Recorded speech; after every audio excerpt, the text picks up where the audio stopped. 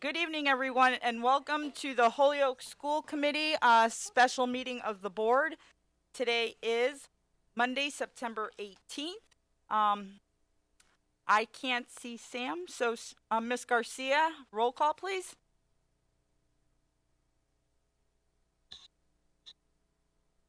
She's here spiritually. I don't even think she's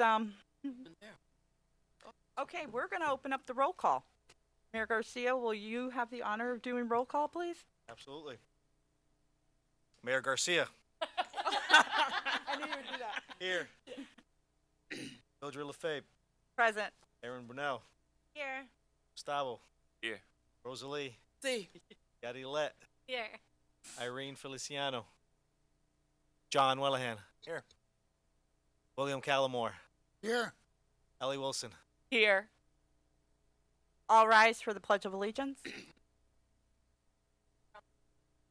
I pledge allegiance to the flag of the United States of America and to the republic and one nation, under God, indivisible, with liberty and justice for all.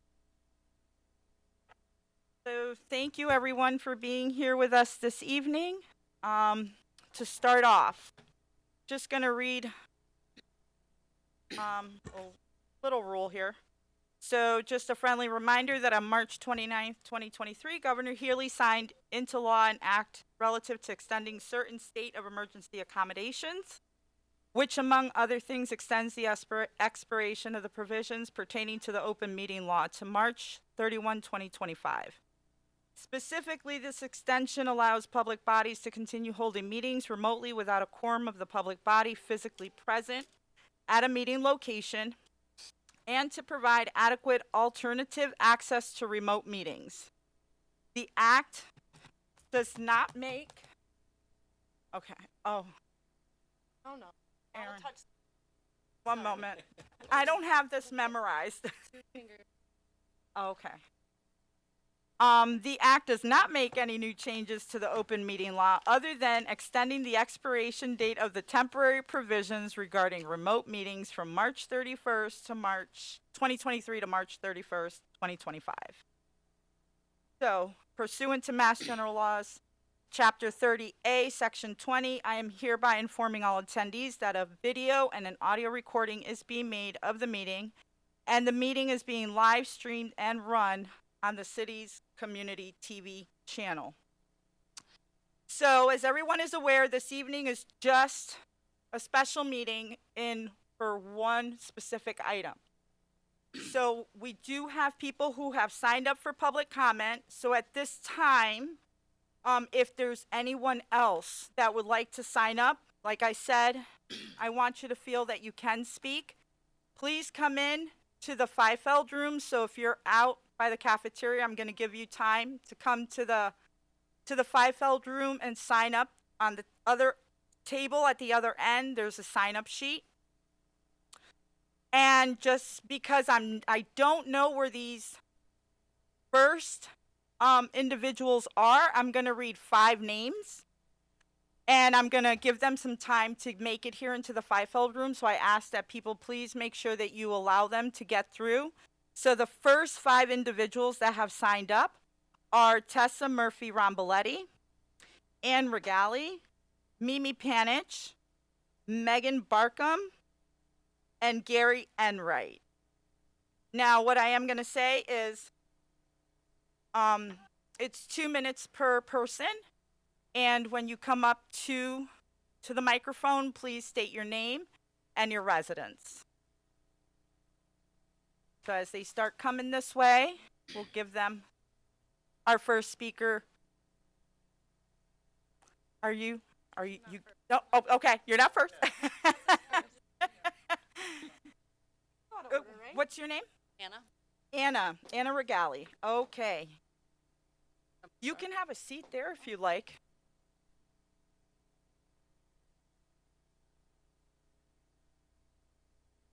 Tessa.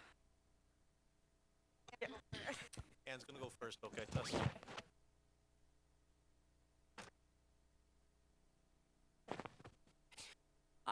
My name is Anna Regali. I'm a resident in Holyoke. I'm a parent of 2 HPS students. I'm the college and career counselor at Holyoke High School, and I'm a graduate of the Holyoke Public Schools. First of all, thank you to the school committee, the elected officials, Mayor Garcia, and everybody else who's leading this charge. Long overdue. Last night, I ran into a paraprofessional that used to work at my children's school, and she informed me that she had left the job due to low pay and extreme stress. One of my colleagues expressed that she's not sure when and if she'll have children, as she feels that she needs to choose between her job, which she loves, and being a parent, as doing both as an HPS teacher seems impossible. I know another amazing teacher who left for this very reason. Last year, both of my children's teachers quit in October. These are just anecdotes, but they align well with the data that myself and a group of parents recently collected from district educators that shows that our teachers are overworked, burned out, and are leaving for more manageable jobs where work-life balance is attainable. I know that all parents want experienced teachers working with their kids. I know that all parents want the best for their children, but it would seem as if the state has different ideas.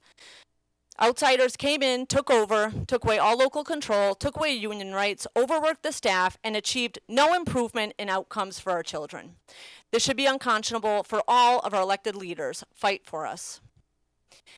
As the college and career counselor, I'm highly aware of outcomes for after high school, and I'm sick of our children being told that college might not be for them. Prior to receivership, college-going rates in Holyoke were between 70 and 80% annually. In 2021, the percentage of students attending college was 30%, 2 years at 30%.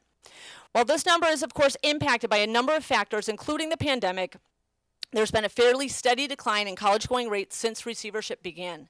These numbers, as well as many other data points that show the ineffectiveness of receivership, can be found on the DESE website, and I hope you are all looking at it. We all have a responsibility to know what is going on. I feel strongly that the faster we come out of receivership, the better off we will be. With each year that passes, we lose more institutional and historical knowledge that will be needed when we transition out of receivership. Many, but not all, of our district and school-based administration have only known a Holyoke under receivership. We will need people that know another way, and they are leaving. Thank you for this space again. Thank you, Ms. Regali. Next, we have Tessa Murphy Ramboletti. So just state your name, address. Good evening, everyone. My name's Tessa Murphy Ramboletti. I live at 6 Taylor Street, Apartment 1 in Holyoke, and I'm also a Holyoke City Councilor at large. I'm also a proud graduate of the Holyoke Public Schools, and I have been listening to people talk about state receivership for most of my 34 years on Earth. I went to Ian White, Peck, and graduated Holyoke High School in 2007. During my entire education, I grew up hearing constantly that our district, its students, and its teachers were underperforming, and there was always a threat of state receivership. When it happened in 2015, it wasn't something that happened overnight. It was the result of decades of underfunding a district and a flawed educational system designed to work against communities like Holyoke. There are 3 cities in Massachusetts that are currently in receivership: Southbridge, Lawrence, and obviously Holyoke. You don't see communities like Wellesley being put into state receivership. Of course you don't. Their students aren't struggling to learn on an empty stomach. They're not moving in between homes. They're not learning how to speak English. They didn't just move here from a completely different place. Research shows that receivership doesn't lead to the huge improvements we were promised almost a decade ago. Without addressing major societal issues that happen as a result of poverty, these kinds of interventions alone cannot and will not improve performance scores in a school district like Holyoke. No district has ever gotten itself out of receivership, and I think as important as it is for us to get ourselves out of receivership and into local control, we also need to encourage the state to come up with a plan for how to get us out of receivership and into local control. We are long overdue for a plan that about what happens when state receivership is no longer in place, and it's not enough for us to just get local controls of our school. Thank you for this opportunity, and I appreciate all of your work. Thank you. We have Mimi Panich.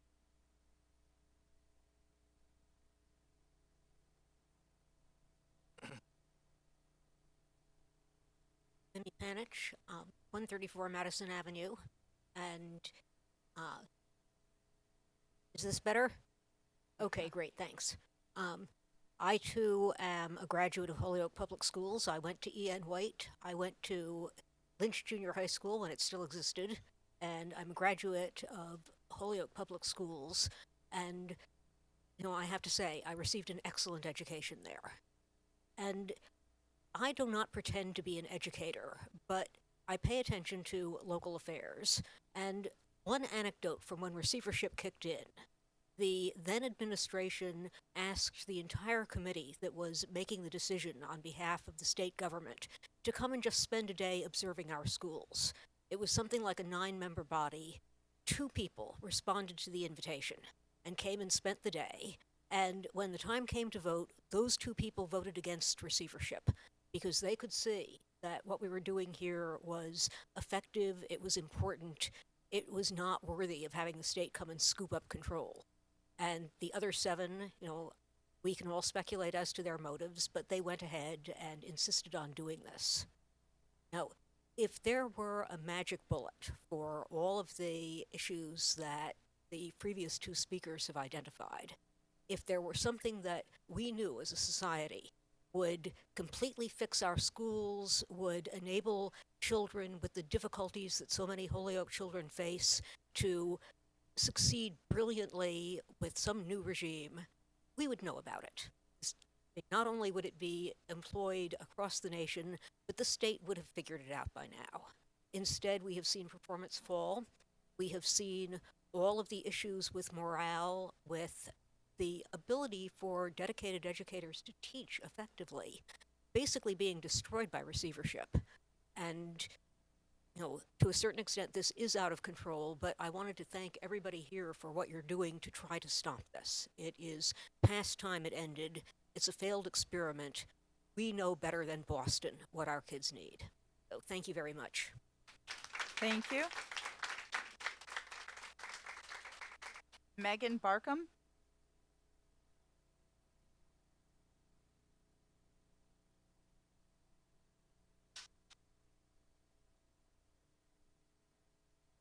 Hi, I'm Megan Barkham, and I live at 21 Fairfield Ave here in Holyoke. I'm a current Holyoke resident, I'm a parent of a Holyoke student, and I'm also a former Holyoke teacher. I was hired the first year of the receivership. I was very happy with my first year teaching in Holyoke. I loved the building I was in, I loved my coworkers, and I loved my students.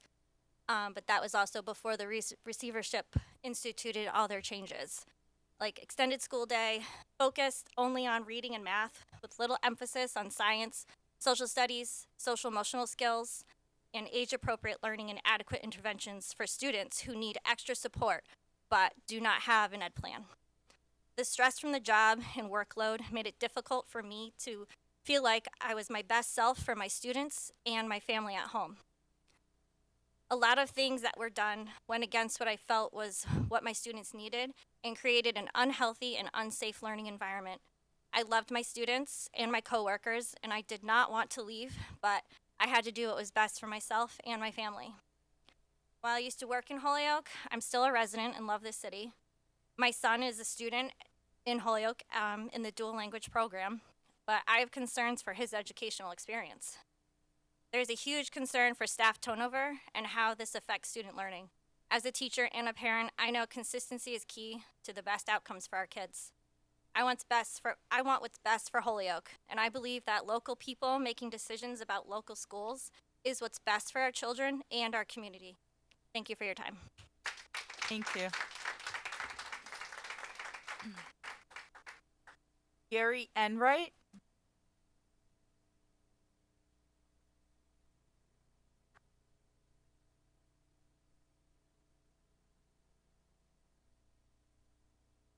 I'm just going to make a final call. If anybody else that hasn't signed up for public comment, if you could please make your way to the Fiefeld room and go ahead and sign up. Thank you.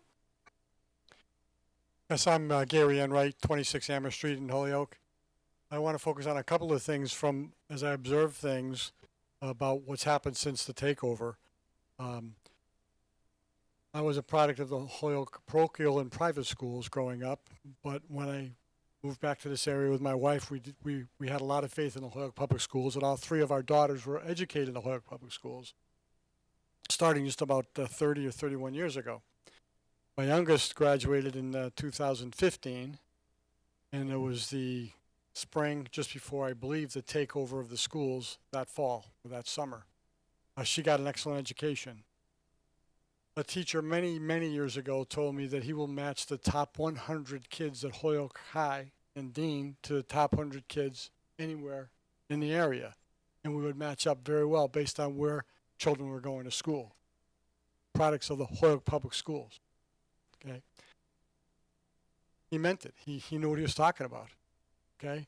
Unfortunately, a lot of those top 100 students aren't coming here anymore because of the uncertainty when the takeover came. No politician on a state level or federal level will ever agree that it takes more money and more resources to educate poor communities. We need that.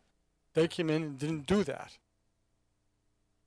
I know a teacher that at the age of about 27, having 4 or 5 good years experience behind her, within a few years of the takeover, she became the senior teacher at her elementary school level, grade-wise, and one of the senior teachers in the building.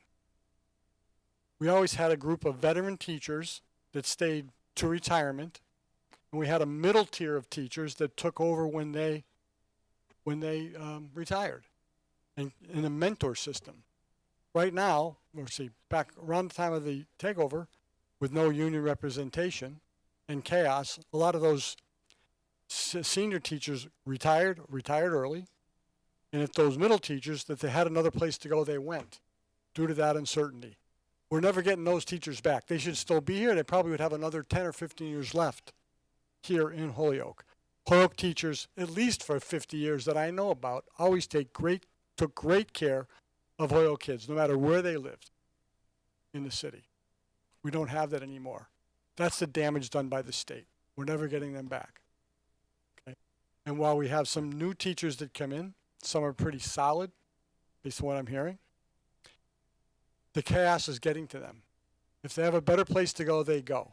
And believe me, the other communities in the area will gobble up Holyoke teachers. Because if you can teach in Holyoke, you can teach anywhere. And they know that. Okay? We have other teachers that come in fresh out of college, leave teaching forever. Shame on the state, not shame on Holyoke. I have no problem with anybody that's working and living, paying taxes, sending their kids to the schools, and even the people that decided not to. I get it. Okay? The state's got to hear this. It's a mess. They didn't have any idea what to do when they got here. They couldn't do it in Lawrence. They still haven't. And they have no idea what they're doing here with us. Leave us alone. We can figure it out. Thank you.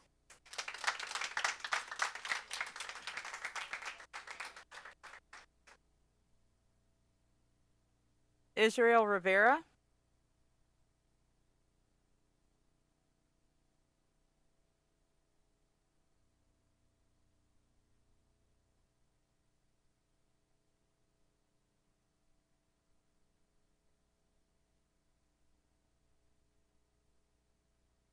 Hello. So do a name and address and all that? Okay, so my name is Israel Rivera. I live at 25 Willow Street. This is perfect timing. My babies just started crying, so my wife was able to take them. So now I'm able to get a break. Yeah, right. I guess for me, I went to McMahon School. I went to Magnet Middle School. So for all the middle schools that are going down and being torn down, I was the first one. One of the best experiences I've ever had in a school building was Magnet Middle School, and I don't know if it was replicated or can be. But at the end of the day, I think for me, in the process of back then to now, and going through what I went through, seeing what other kids are going through, and then foreseeing or imagining what my kids are going to go through as a 3-year-old and 1-year-olds, the school district is positioning itself, in my opinion, in a way where it only makes sense for local control, right? For the people to kind of have say so in what's gonna happen for the future. We got a new school building. We got a variety of new leaders in the community, and I don't mean it that way, but at the end of the day, there has to be some consistency, right, in the school buildings. When I went to school, I had teachers that I knew that I was going to be my teacher when I got to high school, right? When I got to middle school or wherever it was. So from kindergarten to 5th grade at McMahon, I can name all my teachers technically from kindergarten to 12th grade. But it's because of my experience throughout the process. I grew up in the Flats neighborhood, and I went to McMahon School. That's unseen right now and unheard of. I was bused up there from the Flats. And it provided me a very different experience on a daily basis to leave my neighborhood and be able to experience a different side of Holyoke that you don't necessarily see when you grow up in the Flats. So my bus rides on a daily basis were kind of like an adventure, right? We get to pass by Mayor Field, pass by Sullivan School, a variety of other spots, but local control is the way for us to go, and thank you for the time. Thank you. Thomas Wilson?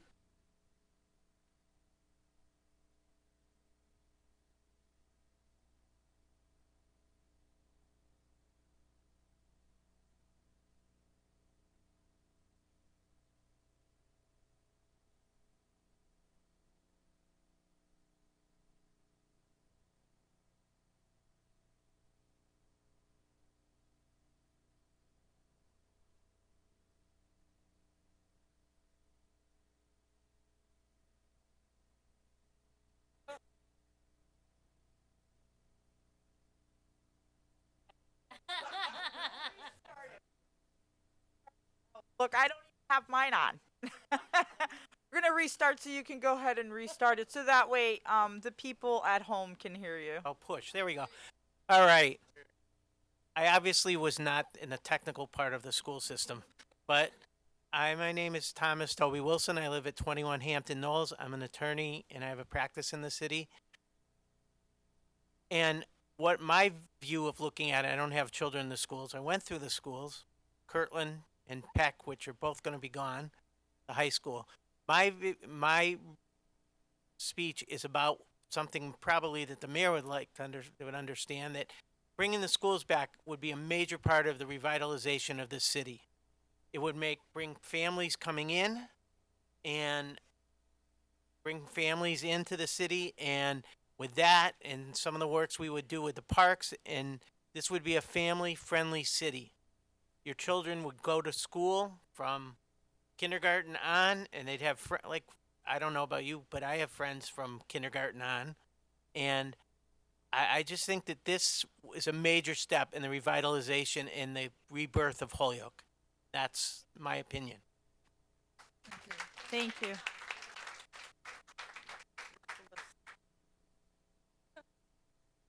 All right. The next person is Gloria Caballero.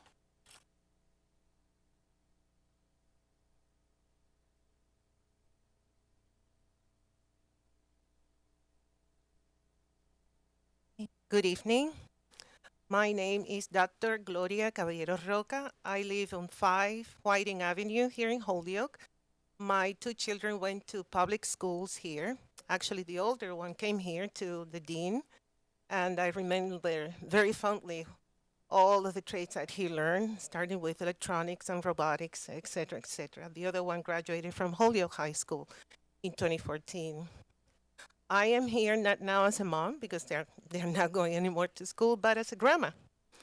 My granddaughter is going to ENY, and I was always wondering how come ENY has such a nice layout, and yet she used to go to Kelly down by the flats. So the problem that I have with not only the receivership, but with the lack of, or I see very few engagement with the rest of the community. We want better outcomes with the students' performance, but yet we need to deal with what is going on in their homes.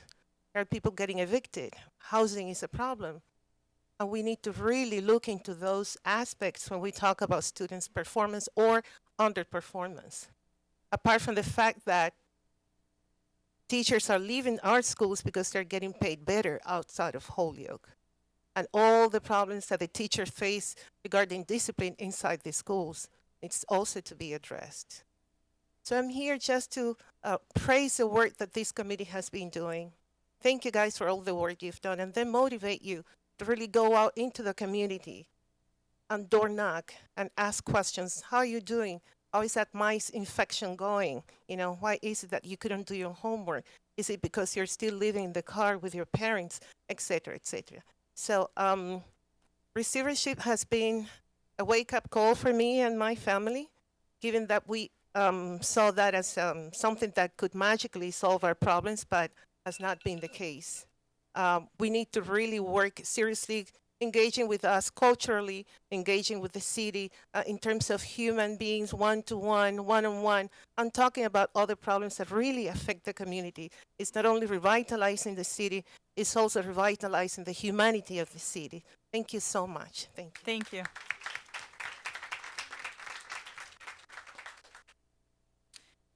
Next, I have Cleopatra Pleasure, and is it Leary? Lecky. Okay. I was like, I don't know if that's an R or if it's a K.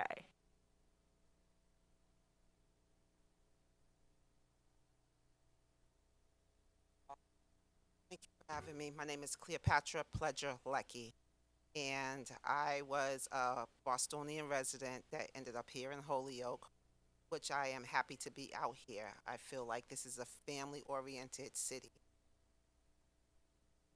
Oh, sorry. Okay. Okay. Thank you.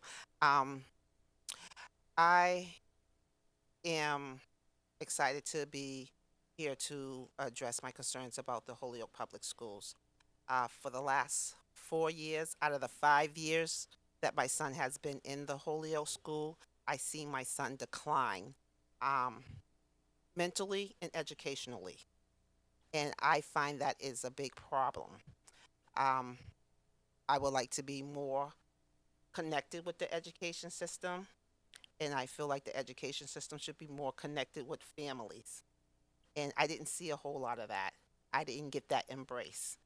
I didn't get the education that I was seeking for my son, who has an IEP and who has also a high function autistic. And I felt like they just failed us along the whole thing. It's just a failure. We had to seek outside education and to get that spirit back up into him and to motivate him to enjoy and love school again. So that's all I wanted to say. Thank you. Thank you.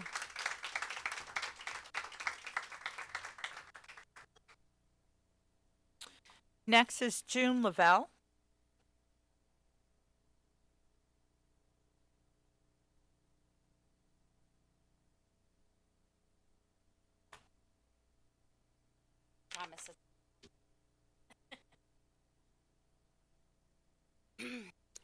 June Lavelle. I live at 18 Vadnais Street here in Holyoke. I have worked for the Holyoke Public Schools for 18 years. I am currently an RBT at McMahon School, and I am also president of the Holyoke Paraprofessionals Association. I am a lifelong Holyoker, a homeowner. My husband Ben and I have 3 children who have been educated through HPS, pre-K to 12, graduates of Holyoke High School, class of 2014, 2018, and 2021. Holyoke is a unique community with many strengths. Along with our strengths, there are sometimes struggles. Because of some of these struggles, Holyoke was placed in state receivership 8 years ago. It has been a journey, to say the least, filled with emotion, change, and awareness. Holyoke is ready for local control of our schools. We have excellent, strong leadership in Mayor Josh Garcia. We have a dedicated, strong school committee. Our incredible community supports the schools, and a new middle school is on the horizon. There is new energy. It's time for Holyoke. Thank you.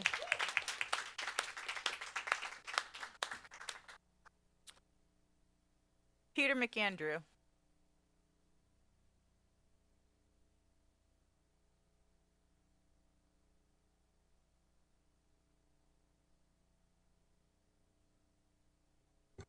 check. Can y'all hear me? I think it's what makes me so proud to be from Holyoke, to hear all these testimonies from folks who care so much about our kids, our children in Holyoke. And it is, it really what makes me so proud. I want to thank you guys because I know you put this effort forward today to make sure that this meeting happened. And I want to focus on the idea that this is really about us advancing this vote to formally petition the Commissioner of Education to end receivership. So thank you, I appreciate your time. Allow me to begin. I've prepared some remarks. After years of steady documented improvements of student performance with new historic investments in our public schools, the Holyoke Teachers Association agrees with our locally elected officials that it's time for Holyoke Public Schools to end receivership, state receivership. Taking full responsibility for our schools will strengthen our community. As both a resident and veteran educator, I understand how important the public schools are to both the identity and overall health of our community. Compared to when the state receivership began in 2015, the graduation is significantly better. The dropout rate has been cut. More students are participating in advanced courses, and more students of color are taking advanced courses as well. We have the money to make possible for families in Holyoke to attend pre-K. Across all grade levels, we are seeing our students grow and take advantage of opportunities. With even more funding for public education now available thanks to the Fair Share Amendment, we are confident that structural improvements for students can be maintained. I am proud of these improvements, and I am confident that our community is capable of taking on responsibility for fully operating our public schools. Receivership was never intended to forever remove local control from our schools. We have reached that point where Holyoke is ready to take back the operation of our schools and build on the gains that have been made over the past 7 years. What we have learned under receivership has helped our schools grow. Ending this period of receivership will allow our community to grow. It's time for Holyoke. Let's take back our public schools and end state.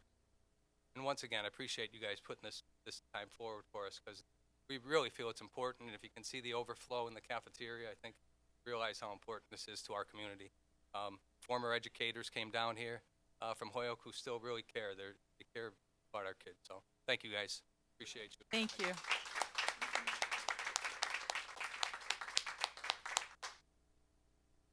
So I have no one else signed up for public comment, but I did receive a letter of support from the Massachusetts Association of School Committees, which the executive director, which I'll read after one public comment that I did get. And these are the following individuals that have signed on to this public comment. So we have Dorothy Albrecht, John Amaral, and just in advance, if I said the last name wrong, please forgive me. I'm trying. Doug Arnold, Barbara J. Bernard, Diane Borowski, Animesh Bose, Margaret Brown, Elizabeth Butler, Joan Kavanaugh, Elizabeth De Jesus, Helen Donahoe, Kirk Donahoe, Kathy Dunn, Judy Falsetti, Mark Feinberg, Dory Gollin, Chris Gorman, Bill Greeny, Ann Hart, Kate Hebert, Darlene Henshaw, Patty Jennings, Doran Kelly, Lisa Kosanovic, Alex Lack, Robert Listowski, Louise Lawrence, Lorenda Lewis Carmen, Charlene Mahoney, Paula Marcotte, Lori Marvel, Olivia Mausel, Ellen McDonough, Lee McGarrigle, Michael McKenna, Marie Mew, Noreen Moriarty, Susan Napolitano, Kristen Newell, Gary O'Connor, Chris O'Hare, Barbara Pasternak, Jill Reardon, Linda Rex, Billy Regali, Sandy Regali, Jim Ripa, John Roth, Sally Stocking, Elizabeth Cyrek Lacey, Sharon Statskovich, Susan Terrell, Sue Werneski, and Anthony Zabrowski. So I'll read you the first part of it. It was, Dear Holyoke School Committee members, as you are aware, we recently lost a friend and colleague, Ralph Benoit, physics teacher at Holyoke High School. Ralph taught in Holyoke for 35 years and had 1 year left until retirement, but due to his untimely death, he will never experience this. Ralph was an outstanding, dedicated, and passionate teacher who for decades prepared countless students for successful careers in engineering and the sciences. In the last few years, Ralph, like many veteran teachers, did not feel that the changes implemented under receivership were in the best interest of students. He expressed his concerns in a very specific and passionate email, which was attached, that he shared with administration, but he was not heard. We, the undersigned, are in total agreement with Ralph's beliefs, and in his honor and memory, we, along with his family, feel this should be shared and read. Many of the undersigned retired and former teachers also brought our concerns with receivership to the district prior to COVID, but were not able to continue this work with the COVID shutdown. Currently, as Holyoke is trying to end receivership, we hope that the areas of concern addressed in Ralph's letter help support the need for local control as well as address the invaluable resource that veteran teachers provide. In closing, we want to remember Ralph's commitment and devotion to the students of Holyoke and the high standards he set for them. His passing is a huge loss for Holyoke High School, and he will be greatly missed. So this is dated August 15, 2021, when he wrote it at 9:43 p.m. Hi Al, as we return to school, I felt compelled to share my concerns with the department. I have brought these concerns up with, and it's just X's, but I feel my concerns have fallen on deaf ears. This is a lengthy email, and I would appreciate your indulgence in reading it. Thanks, Ralph. School year 2021 and beyond. I know my opinions are not valued, but I feel I must speak out about several issues at this time. I have been teaching at Holyoke High School since 1988, longer than any other teacher or administrator. Only Bill Welch has been here longer, so I know a bit of the history of the school. Our mission statement is to be the first educational choice for Holyoke families by designing multiple pathways of excellence where all students graduate prepared to excel in college, career, and in community leadership. Well, we are failing miserably. One, we have watered down courses, making them easier than they were in the past. I can say with 100% confidence that the physics I teach now is much less rigorous than what I was teaching as recently as 2013. Two, credit recovery is not an adequate replacement for learning in the classroom, yet many students are slipping through the cracks and passing without the requisite knowledge of the class. Three, summer school is also not a substitute for a year-long course work. What we are doing is finding a way to increase graduation without increasing knowledge. So the students have graduated but are not prepared to excel in college, career, and in community. 4, we create new courses that are not rigorous, that require level 1 thinking. Courses like Human A&P and then it just says XXXXX. 5, our largest failure is in the numeracy of our students. I have seen a precipitous decline in the math skills of my students since receivership. I would estimate that 80% of my physics students last year will not pass their math entrance exams for college, causing them to take remedial math courses. This is criminal neglect on our part. XXX suggested I talk with the math coach, but he was leaving. I told XXX the teachers in the math department are doing their best and are not the problem. The numeracy problem is the system we have in place. The problem is in our inability to keep the good young math teachers. How many teachers have been driven out of Holyoke only to be hired by neighboring school districts? From what I can see, there is no continuity for the math skills being taught between grade levels in HPS. We are not supporting student numeracy throughout the curriculum. We only have our math teachers working on the issue. Why are we not doing the same thing we did for literacy? Instead, we have devalued math in the curriculum. The school has made literacy a focus many times in my 30-plus years. For example, every teacher is an English teacher. Every course needs to give students practice in reading and writing, MCAS Mondays, and stressing open response questions. I have no problem with this, but we should do the same for math. Every teacher needs to be a math teacher. Math needs to be added to all curriculums. So why have we run away from courses that require math?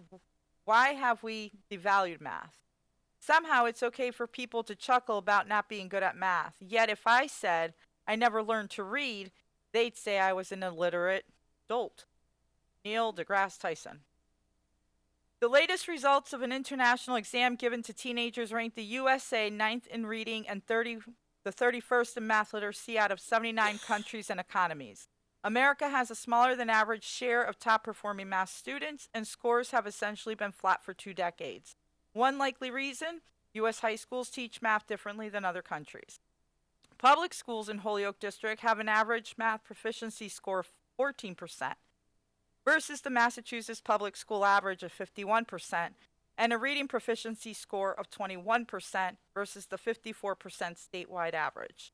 The data backs up what I am saying. Now, for the hard part, the science department at Holyoke High School has been contributed to the precipitous math decline. We have utterly and completely failed our math colleagues. Science is the one subject that can help increase the math skills of our students. Students often ask, why do I need to know this? Science is the easiest place to find the applications for the math they learn. I have taught all levels of the following courses in my career: Physics 1, Physics 2, Physical Science, Electronics, Chemistry, Earth Science, AP Physics 1, AP Physics C. All these courses are still part of the school's curriculum and could be reinstituted very easily. Up until the receivership era, I had a full schedule of physics courses with large class sizes. In the early 2000s, we were even thinking of hiring a second physics teacher because of so many students wanting to take various courses, like 1, 2, and AP. I taught an overloaded schedule, and I did this for the first 20 plus years of my career. I taught 6 or 7 periods a day with only 1 period off while also teaching more than 2 preps. If you read my previous email, you know I saw the writing on the wall about our move away from sciences classes that require math. One common statement my student made is, I learned more math and physics than I did in math class. This is not because of my brilliance as a teacher, it is because physics gives them a real-world application of math. Now I have 2 physics classes with less than 50 total students. What the has happened? Why? That one I'm going to avoid. Why have we abandoned courses that require math?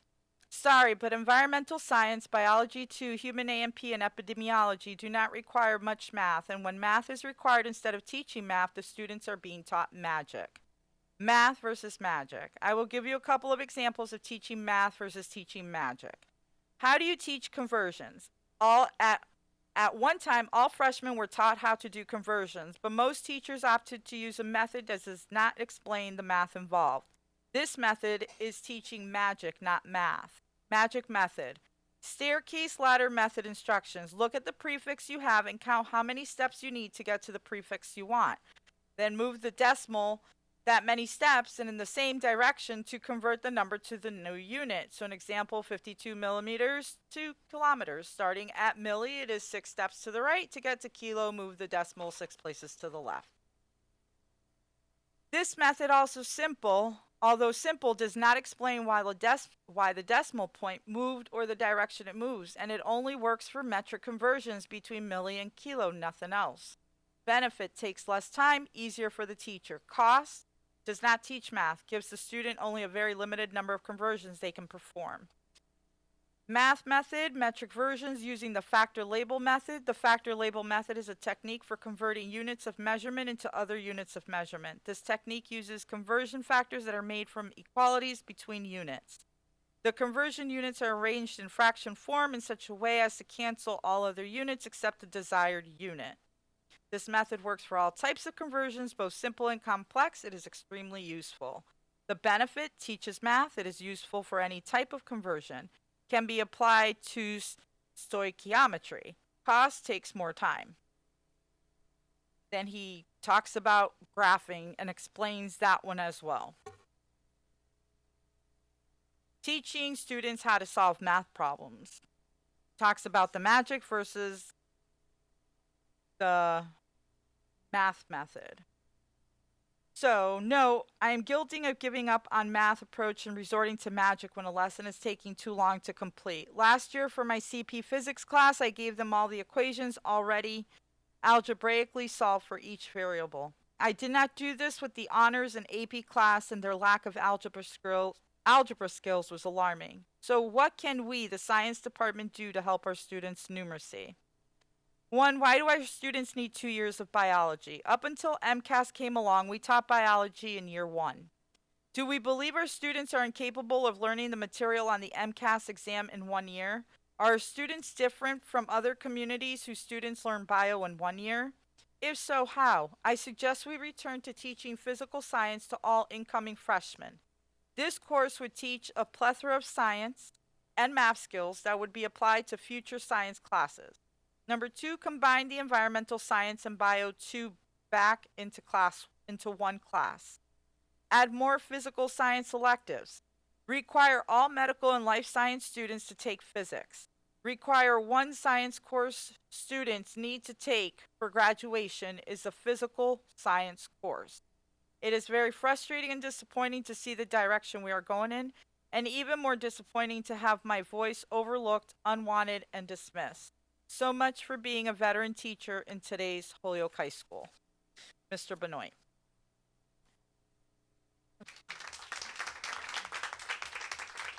So I will submit that into record.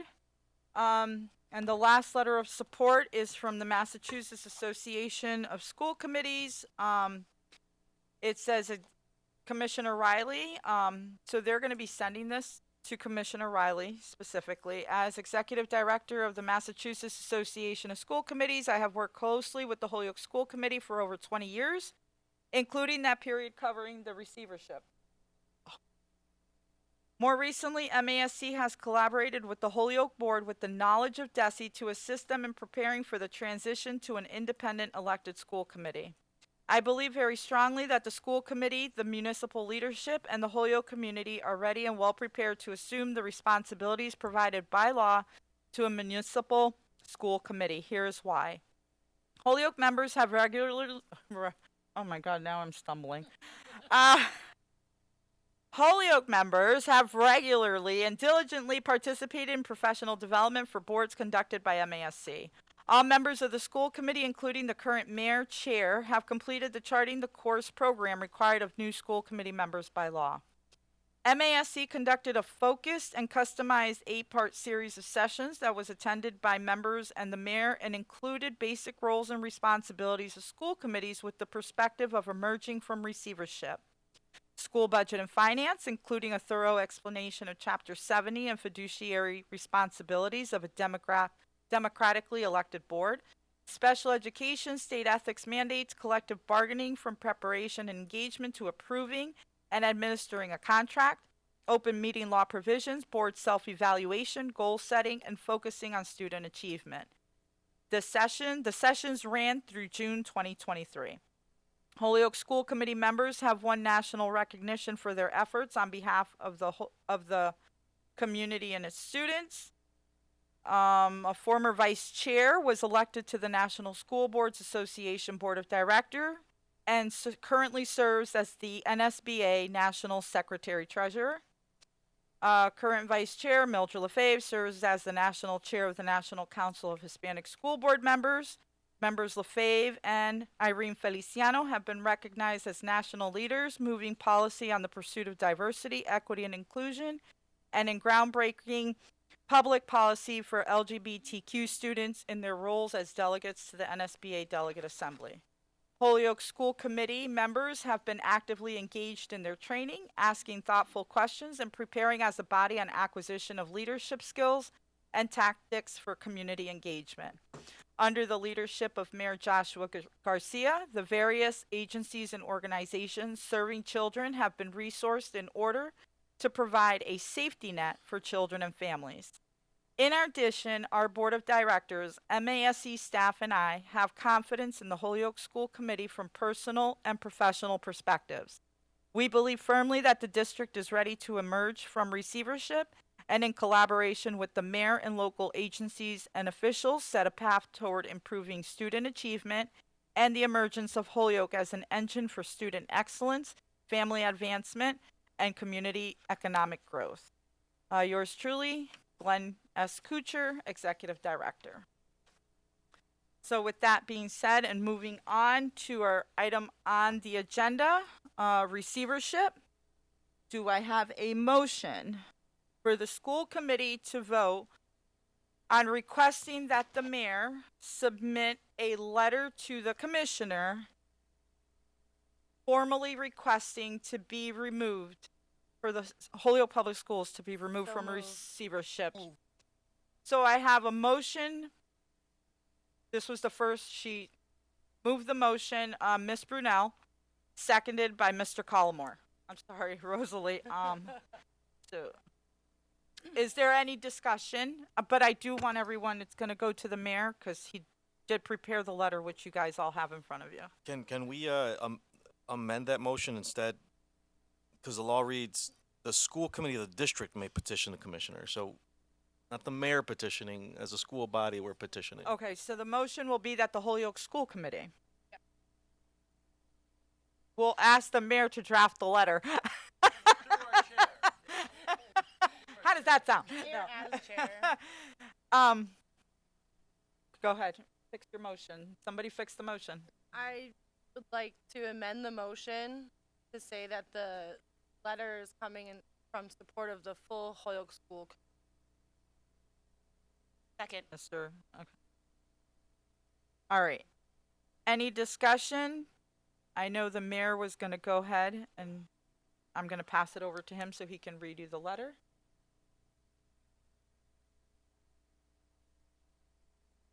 Good evening, everybody. So I have in front of you the petition. I hope everyone had an opportunity to review it. I'll read it now publicly so that everybody at home and the folks that are here observing. But before I dive right in, Joshua Garcia, a proud graduate of the Holyoke Public Schools, both 3 elementary, middle school, and high school, class of 2004, and a proud parent of 3 children, actually. I do have a guardian daughter. I don't know if a lot of people know that, who's in high school. Yeah. And twins that have been in our public school district system since they were in preschool age, now in the 6th grade.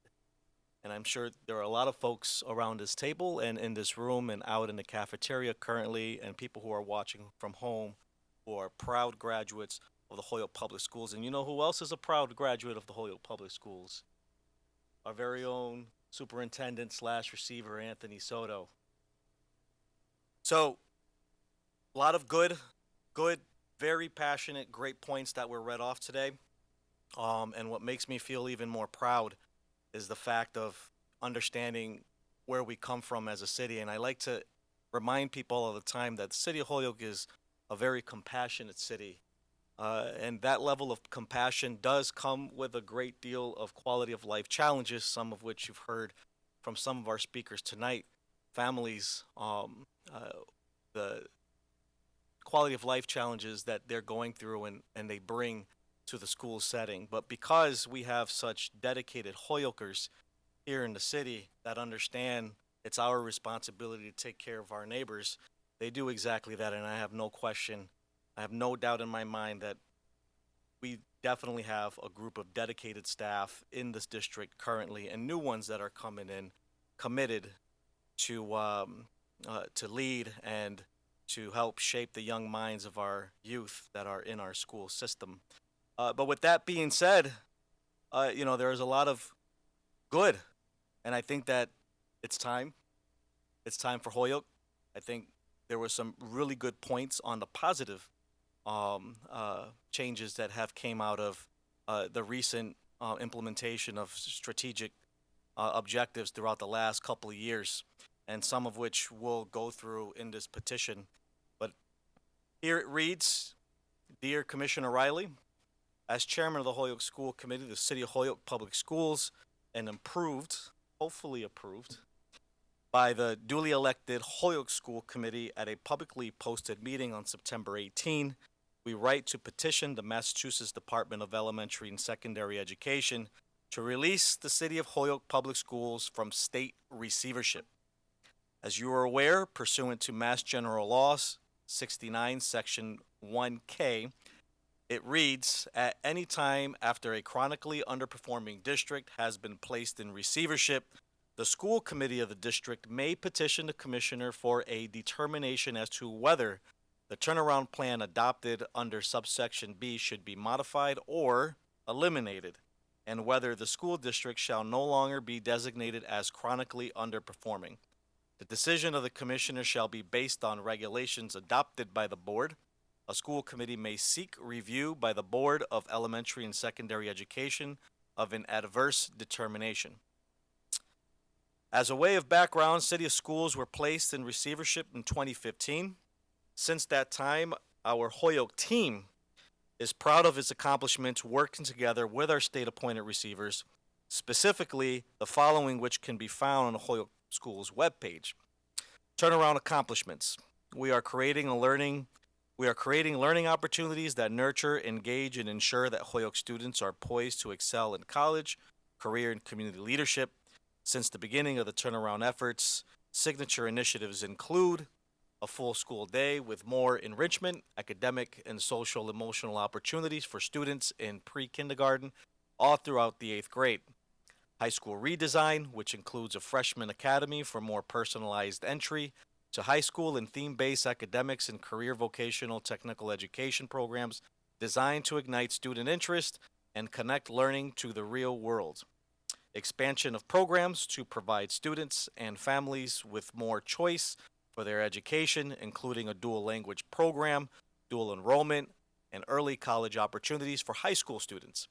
Enhanced standard-based curricular resources in English language arts, mathematics, science, and social studies, breakfast in the classroom to ensure students have a healthy start to the day and are ready to learn. That's some of the turnaround accomplishments. Top accomplishments since the start of receivership. Holyoke Public Schools has seen a nearly 15-point increase in the graduation rate, reaching 74.9% in 21 and 22. Graduation rates have significantly increased for students who are English learners and students with disabilities, 27-point English learners, 30-point increase, students with disabilities, 27-point increase. The district has seen a 15-point increase in hiring teachers of color, reaching 28% in 22 and 23. There has been a significant increase in the number of students enrolled in the dual language program, with almost 700 students in grades pre-K to 8 now enrolled in the program, representing almost 20% of all students. Enrollment in advanced coursework, including advanced placement and dual enrollment courses, reached 53% of students in grades 11 to 12 during the 22-23 school year. HPS has made $20 million plus of investments in the physical infrastructures of our schools. From the school year 13-14 to school year 21-22, there has been a 59% decrease in out-of-school suspensions and a 64% reduction in days lost to suspension. In 2019, all elementary and middle schools with publicly available data made at least moderate progress towards improvement targets, with Ian White, Kelly, Lawrence, Metcalf meeting or exceeding their targets on MCAS. Holyoke High School Dean has seen enrollment growth over the past several years, reaching and maintaining full enrollment consistently since the 21-22 school year. After nearly a decade of under-enrollment, HPS continues to invest in improving the shop classrooms to modernize them. That's the accomplishments since the start of receivership. Top accomplishments from 22-23 school year. Early literacy. Improving literacy is at the forefront of our efforts. It has been for a very long time, since reading with ease and fluency is a fundamental component of nearly all learning. We are in the process of implementing an early literacy plan that includes a high-quality curriculum, effective teaching strategies, and development of deep early literacy content knowledge. We've nearly doubled access to pre-K with nearly 500 seats now available. Nearly all the expansion was due to adding a full-day pre-K option, which is the most sought-after opportunity for our families. Our data shows that students enrolled in full-day pre-K have stronger attendance in pre-K and are more successful in kindergarten. That is for top accomplishments from 20th school year early literacy. Now, learning experiences. Our graduation rate continues to increase. Most recently, the 74.9% to 74.9%. In the last 7 years, we have seen a 32.2 point increase in the graduation rates for students who are English learners, 67.7% in 2022, and 28.6 point increase for students with disabilities. We continue to broaden access to advanced coursework, including the dual enrollment and early college. Currently, 53% of our grade 11 and 12 students are enrolled in advanced coursework. Holyoke also opened access and actively recruited more students, especially students of color, to participate. We engaged in a comprehensive and inclusive process to move from a system of K-8 schools to separate elementary and middle schools by fall of 2023 in order to customize the student learning experience, provide more support, reduce inefficiencies. More than 2,000 people had voices in that decision-making process. We are increasing the relevance of learning, especially in high school, with the development of theme-based academics at Holyoke High North, greater enrollment in career, vocational, and technical education programming at the high school dean campus, and alternative pathways at Opportunity Academy. We strive to connect what is taught in the classroom to real-world learning and field experiences. Inclusion. We're continuing to champion biliteracy and biculturalism and supportive learning environment for multilingual students through our dual language program. Almost 700 pre-K to 8 students, representing nearly 20% of students, are enrolled in the dual language program, which is now expanding to high school. 11 graduated last year with a seal of biliteracy on their diplomas, while this year 8 graduating seniors have earned a seal of biliteracy. Select schools have piloted more inclusionary practices, and the staff mindset around inclusion has shifted in positive ways. Additionally, there has been a reduction in students with emotional behavioral disabilities in a sub-separate classrooms with more of a focus on meeting their needs in the general education setting. Now, the whole child. We supported strong family partnerships and communication through expanding our language access department, which provides interpretation and translation services for families and supports district-wide bilingual communication. We invested more than $20 million in improving the physical infrastructure of the schools, doors, windows, air conditioning, flooring, lighting, security entrances, and so much more. Based on Panorama survey results, 83% of students reported there are adults in the school they can go to for help. 52% of the students report a sense of belonging at school. This increases to 78% if the category of somewhat belonging is included. We have embraced partnerships to meet student needs, including early college partnerships with Holyoke Community College, Westfield State University, UMass Amherst, mental health partnerships like River Valley, and other community-based organizations that offer student academics support and enrichment opportunities. Organizations like the Holyoke Boys and Girls Club, YMCA, the Homework House, Enlace, South Holyoke Safe Neighborhood Initiative, Girls Inc., Play Ball, Gear Up, Eagle Eye, and so many more organizations throughout our city. Educator development. We're working towards becoming a coherent school system that, rather than a system of schools. In partnership with Relay and Bar Foundation, School Leaders Professional Development has provided a strong foundation for increased alignment. Leaders and educators believe that we are on the path to implementing strong instructional leadership practices with a focus this year on lesson planning, weekly data meetings, academic monitoring, and response to feedback. We continue to recruit and retain teachers of color with a 15-point increase in the percent of teachers of color from 13% in 2015 to 28% in 2022. Research shows that students of color experience stronger academic performance, have improved graduation rates, and are more likely to attend college when they are taught by teachers of color. All staff members had an opportunity to engage in professional development focused on diversity, equity, and inclusion as we strive to recognize our individual biases and the impact that racism and other forms of oppression have on our institutions. Then we must work as individuals and as a community to actively combat injustices. For all of these reasons and so much more, well, actually, Most importantly for me, we are proud of our functioning government system that has worked together to make responsible decisions to take care of the needs of our school district. We're also very fortunate to have an incredible partnerships citywide who show up to help respond to our school needs. For all of these reasons and so much more, we write to you to formally petition the Department of Education to consider removing the Holyoke Public Schools from state receivership. Respectfully, Joshua Garcia and the rest of the school board. Now, a lot of these, there is so much, and I've heard for a very long time before, while I was in the school system, when I was on the school board, and even now as mayor, I've heard every argument, every which way possible, and we've heard some tonight. And a lot of points can very more so be debatable.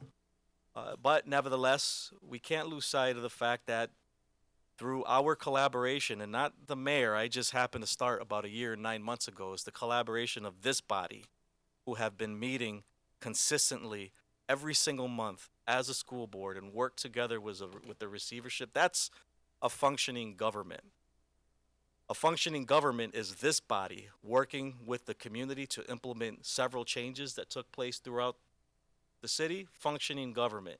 This body working with the city council to unanimously get supported building a new middle school. That's this body working together with the community. That's functioning administration. And I just want to highlight that and how critical that is as the commissioner, if he's watching this video, as he goes forward and assess each of these points. We are ready. It's time for Holyoke.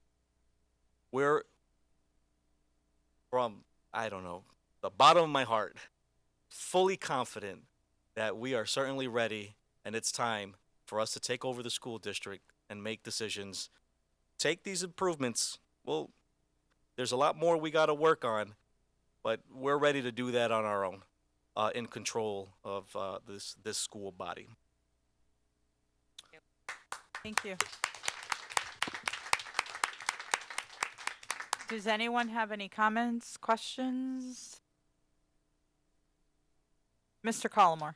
Yeah, in listening to these people talk tonight and listening to the public in general, I wholeheartedly endorse this letter from the mayor.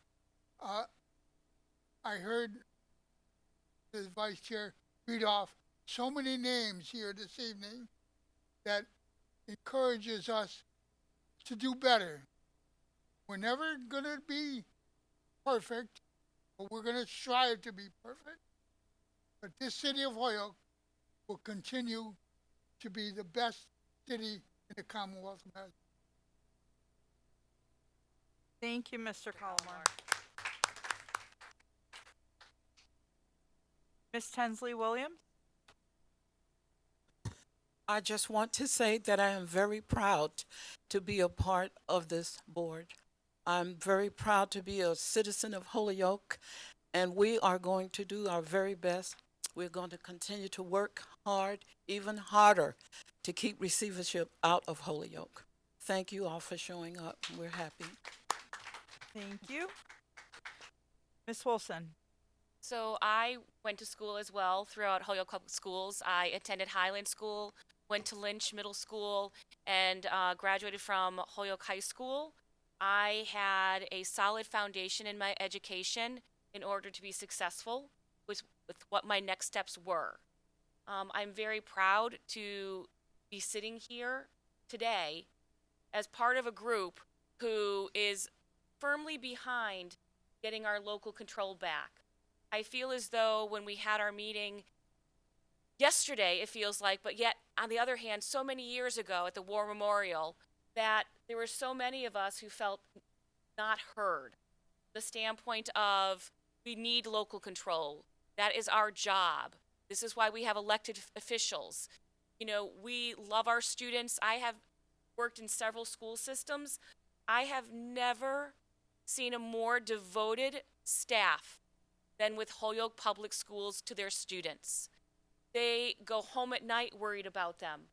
They think about, what can I do to help them? How can I get money for them to take a pottery class? You know, to support the student's the whole child. So, you know, I firmly believe that it is time. It is our time now in Holyoke to take this control back and move forward as a community, being able to make the decisions that we have the right to do and that we deserve to make as a body, as a city, as a group of individuals who want the best for our youth and the upcoming youth, and also for our educators and staff. Thank you. Thank you. Mr. Kennedy. I as someone who is currently in this, I as someone who is currently a student, can say that from what I've seen in my history classes, we went back and saw what schools were like when the receivership first took over, and we've come a long way. But the problem is that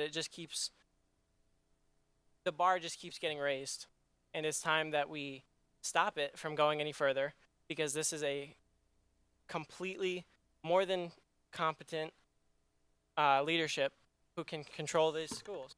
Because I come to most of these meetings, and I can see that every single person in this room and every single person working behind the scenes has the best interest of the students in their heart, and they can get things done, and they can make the right decisions necessary, even if that is the difficult decision, if it's in the best interest of the students. Even if it upsets the student, they still have their best interest at heart.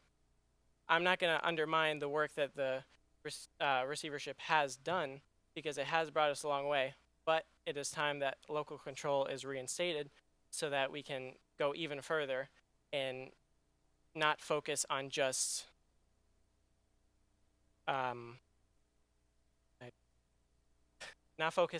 getting the attention to the schools, but actually doing everything possible to get the students a proper education. Thank you so much, Mr. Kennedy. Is there anyone else? Ms. Brunel. First of all, I just want to say thank you to everybody that took the time out of their day to join us this evening. This is such an important topic, so thank you all for braving the rain and joining us, whether you're here in person, took the time to speak, or you're joining us online. So the main responsibility of a school committee in Massachusetts is we have oversight and responsibility for the school system. We help set the direction in which the system must go, and we establish the criteria to determine if the goals and policies are being met. Not only that, it's our role to hire a superintendent. So out of all the wonderful speeches I heard today, I didn't hear anybody talk about the fact that the state took away our democratic control and our process that we're duly elected to have. Massachusetts was the first state to have public education. Massachusetts was the first state to have school committees.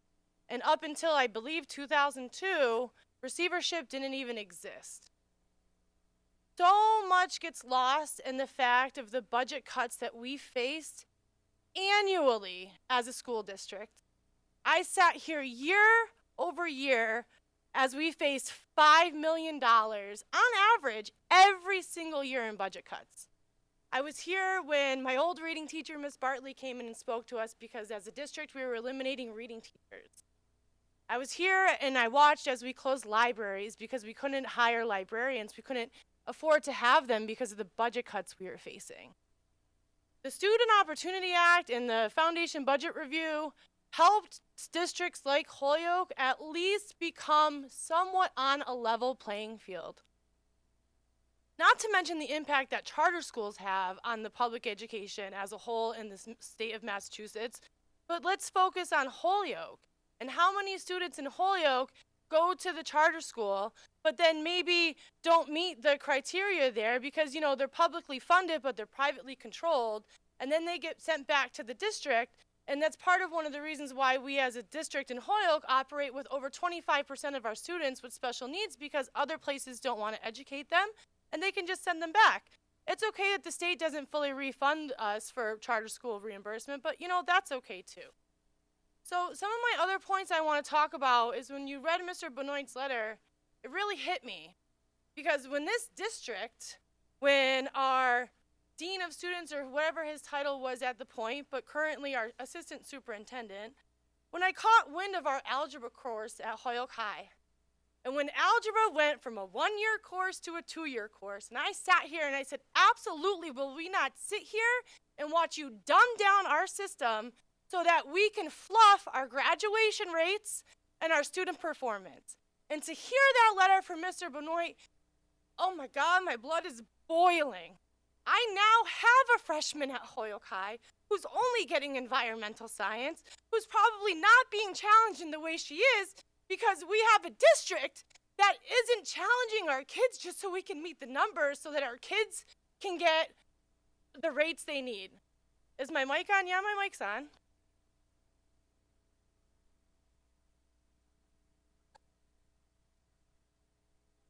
Oh, I'm like, my mic is on. Trust me, they can hear me without it, but no, it's fine because I was going to cry, so you got me to stop.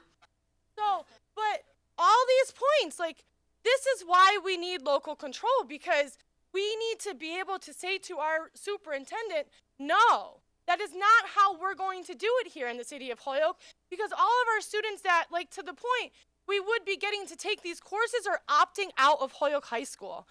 We have made great progress in our elementary schools, but we're still not doing it right because the education system as a whole is broken. We need to look at those bigger factors. Miss Glanville left, but one thing she's always said that drills in my head so much is that our kids need to play. We have an hour extra a day. Our middle schools have a whole block just for intervention, and it's called WIN, What My Kid Needs. I just said to the principal, my kid needs art. My kid needs to go outside and play. My kid needs to not be drilled into him that he just needs to read and read and read. My kid's a straight A student, so what does he need? He needs art. He doesn't need intervention. We focus too much on testing. We focus too much on the MCAS. We just got an email before the meeting with our packet. One of the things we reviewed from the last meeting is our wonderful student rep brought up assessments. I'm always talking about assessments. It's not just the time on the assessment, it's that we teach to the assessment. We teach to the test. And I don't want to hear, well, they only get 4 hours annually of testing, as you're going to hear in our continued meeting tonight. It's all the time we put into the test. We're not teaching them above and beyond the test. Again, to Mr. Benoit's email, which, by the way, we never saw. That's another reason why we need to be out of receivership, because the communications don't get back to us. You know, there's so many reasons. But one of the other things I want to focus on, again with the democratic process, is as much as we like our current receiver, as much as I am a champion of the fact that he's from Holyoke, he graduated from Holyoke, he has no educational experience. He was our financial director in the Holyoke Public Schools that the state receiver decided to just give us as a receiver. And I'm sorry, Commissioner, but that does not cut it with me. It doesn't. Not to mention the fact that I truly believe that it's other people within central office that are steering the way our district is going, because how could they not be when we have a leader who has no educational background, right? So we need local control tomorrow. Now, I know we're not going to get it tomorrow, but there's just so many reasons. I could go on and on. I won't keep you all here forever, but I can't thank you all enough for coming. Dumbing down the system, I have witnessed it, I've seen it happen, and to hear that email, oh my God, it gets my blood boiling. I watched so many of you sitting here and your expressions as the mayor read the letter, and you know, while we support the letter and we're gonna put it in, I hear you that some of those points just aren't good enough, right? They're not at the core of the educational values that we want in our district. So the only way we're going to change everything is to get back local control, to have the democratic process to interview a superintendent. Maybe it is Anthony Soto, I don't know, but it's up to us to select and have them work with us to guide what we all believe as a community is best for our students, because it takes local leaders to know what's best for a local community. Thank you all.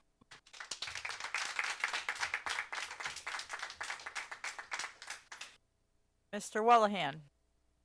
Thank you. I appreciate it. thank you all for coming tonight. I appreciate it, and the weather was bad too, so it was bad. Thank the mayor for his letter tonight, and yeah, just to kind of piggyback on what Mrs. Brunel was saying, that letter that you wrote, email, is dated in 2021, and we're just getting it today. Okay, thank you. Ms. Rivera Colon? Thanks again, Dr. Rivera Colon. Thanks again for everybody who showed up. But let's also look around who didn't show up. Let's make sure that you spread the word to all the people who wish could be here, who didn't get to come, where we have public comment and nobody comes. And we have very important issues that we're discussing, and there's no public comment. There is public comment. We're just not where the public is at. So we need to make sure that we invite other voices to the table, that we can really have our community, our families, our guardians, our students, everybody who's actually at the heart of our Holyoke public school system to be here and speak out, because that's how we make change. You're the ones who elect us. So in order for us to do our job, we need to hear from you. We work for you. We're here to serve you. Thank you. Anyone else? Mr. Romero? Thank you for joining us. So I hear from my kids that their teachers are kind of like in a revolving door, in one day out the next, and I feel like we really need to get ourselves onto the bargaining table so we could make a change. And coming out of receivership will let us do that. It'll also let your voices be heard more. And just like Mr. Benoit, if you're going to that one person and you're not being heard, please come here. Please tell us about it. Please tell the town about it. Don't keep it to yourself. Don't just go to that one person and hope for all the solutions to just be magically met. Like, come here and let your voice be heard. Thank you. No further discussion? All right. We're going to go ahead and do a roll call. You guys are all waiting for me to say something, right? I think everybody covered it all. So we're going to move ahead to the roll call Can you vote. repeat the motion? So the motion is the Holyoke School Committee to take a vote on sending a formal letter to the commissioner formally requesting that the Holyoke Public Schools exit receivership. Formally exit receivership. You were the one that was writing the letter. We're going to sign it once it gets approved. So that's what it is. We're formally requesting to be removed from be removed from being classified as chronically underperforming, which then means we would exit receivership. Yes. Sounds good? Yes. Okay. Well, it would terminate the turnaround plan, because once you're not considered chronically, that goes right out the window. So, all right. So, roll call vote. So, Mayor Garcia. Yes. Mildred LaFave. Yes. Miss Brunel. Yes. Mr. Romero. Yes. Miss Tensley Williams. Yes. Doctor. Oh, it's there. I remember. Rivera Colon. See. Miss Feliciano.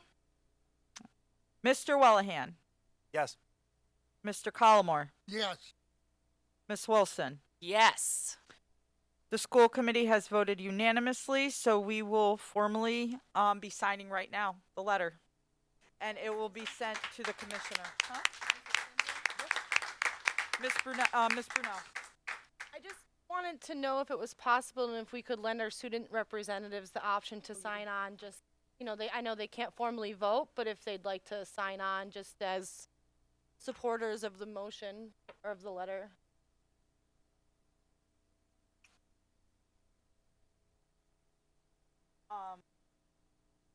Your question is the student rep?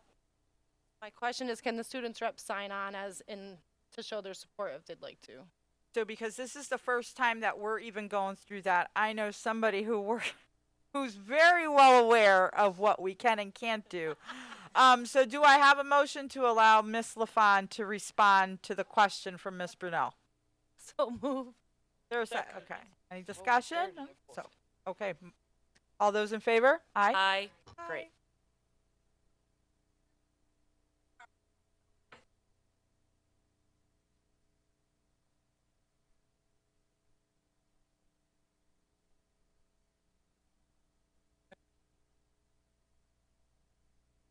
Thank you.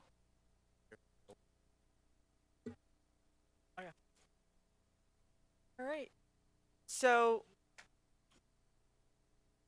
oh, okay. So, Ms. Brunel had requested to see if the student reps could sign on to the letter, although they do not have voting rights, but it still shows they are student reps. They are part of the Holyoke School Committee. And that'll show the support and the whole body as the whole complete body. And so the answer is yes, they can. So if they feel comfortable in signing as the paper goes around, you can go ahead and sign. With that, is there a motion to adjourn? Motion to adjourn. Second. Second. All those in favor say aye. Aye. Aye. I know nobody opposes. Any opposed?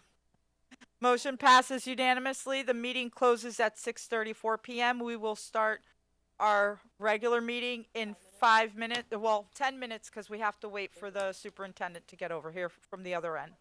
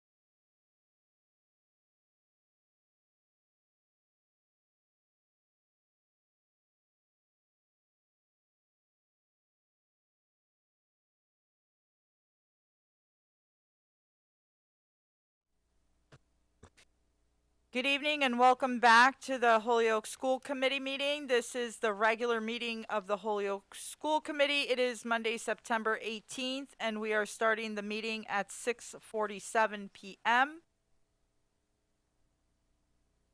Can we have a roll call, please? Is Miss Garcia? Mayor Garcia, Okay. I can't see. Ms. LaFave, Present. Ms. Brunel, Here. Mr. Romero, Here. Ms. Tansy Williams, Present. Dr. Rivera Colon, Here. Ms. Feliciano, Mr. Wellahan, Here. Mr. Callamore, Here. and Mrs. Wilson. Here. And I know we have two new student representatives from Holyoke High School, so I just also wanted to point that out as well. Thank you, Miss Garcia. Real quickly, Miss Garcia, this is not like the way that I used to be set up. When I'm looking at it through the Zoom here, I could see if there were participants on. There we go. Thank you. That had me a bit confused. Thank you very much. So we're not going to go ahead and do the Pledge of Allegiance. We just did it in the special meeting. So we're going to go ahead and move forward. Did anybody have public comment? Was anything sent to you, Ms. Garcia? No public comment. Okay, and no one signed up here for public comment. For student showcase, there is no student showcase. So we're going to go ahead and move straight into communications and reports. So we'll start off with the Holyoke High School North Campus. Today we're welcoming Miss Rodriguez and Mr. Rodriguez. Hi, I'm a sophomore at Holyoke High School. And for the beginning of the year, we had the Yonder bags in place. And within the first week, we had some issues with it. Students were banging it on like lockers and other metal things to try and get it open. And excuse me. But within the next week, there was some visual improvement with the students. They were starting to talk more throughout classes. And even I heard from teachers that their students were behaving a lot better with the Yonder bags. Although with this change, some students feel that it's a tad bit, for lack of a better word, drastic, not having anything at lunch. Me included, I think it's just a tad bit weird, not being able to do anything. And then we had a concern that some students that I know personally have a lack of focus in some classes without the aid of music. So we were wondering if there was any alternative to that. And the next thing we had academies with town halls. Each academy got t-shirts. I'm in Academy of Engineering and Life Science. This is a t-shirt that we got. PMA, which is Performing and Media Arts, got similar t-shirts along with CGS, which is Community and Global Studies. Each academy had something that they were tampered with, like in their own academy. So for us, ELS, we had our town hall. We were building and modeling paper airplanes and being able to test them through the cafeteria. And then for the next thing, we have nighttime. And for the purpose of nighttime is to have a sense of community throughout the school. And our principal, Miss McKenna, she goes around at the end with this thing called Prize Patrol, which the students thoroughly enjoy. It's going around the school and giving prizes to kids, as like one of our terms is Howler of the Week, which is like putting in the most academic progress and other stuff like that. The students seem to enjoy that a lot, and I know the teachers do as well. The next thing, our redesign team. We are definitely planning for more future school events. It's like field trips to colleges and other stuff like that. Our first meeting is tomorrow, the 19th. And what the redesign team does, if you don't know, it helps with learning aspects of the school. Like we discuss certain aspects like equity and more involvement with the teacher-student one-on-one type stuff. And then along with the redesign stuff, we have this plan for longer blocks for the 24-25 school year. Each block would be 88 or so minutes each. And so I know some students though do have some kind of nervousness about it, some anxiety with it. And then Holyoke High North has some school clubs that are now starting in the fall, such as the Chess Club, the Dominoes Club, Makerspace, GSA, which is this sexual identity sort of safe space club. We have the Art Club, Theater Club, As Schools Match Wits Club, Community Chess, Service Club, and World Language Club. Each of these have been introduced to the students, such as today at lunch, where the students were able to go around the back tables and being able to sign up for some clubs that they were interested in. Then we had, I think a few weeks ago, we had a tug of war thing where each student of each grade, there was like 10 students about each who got to sign up, and it was the freshmen versus the sophomores, and sophomores versus that winner versus the juniors and so and so. The seniors won overall, which we were kind of disappointed about. We lost to the freshmen. I don't know how. And this kind of gives, the goal to this is trying to get involvement from all grades, just to get a sense of community and sort of boosting morale throughout the school. And it actually helped to shape student culture within the students. So it's a big positive for that. And that's it that we have to report. Thank you so much.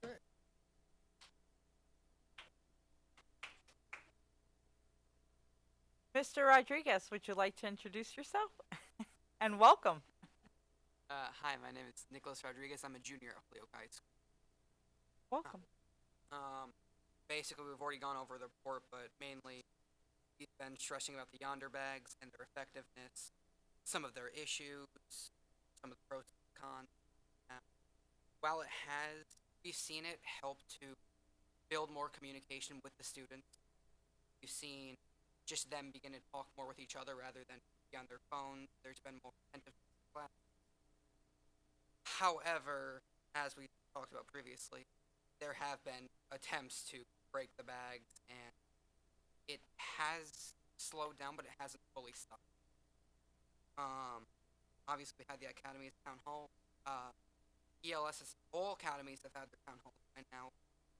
I helped out CGS town hall today, where we had students working to build towers to support marshmallows using pasta. Paper. So it just helps to build a community.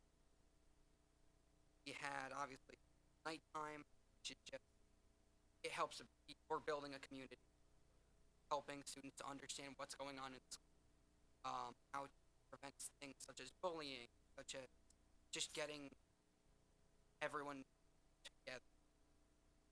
We have the redesign team we work on, essentially design and prepare of community events, help tug of to get everything set up.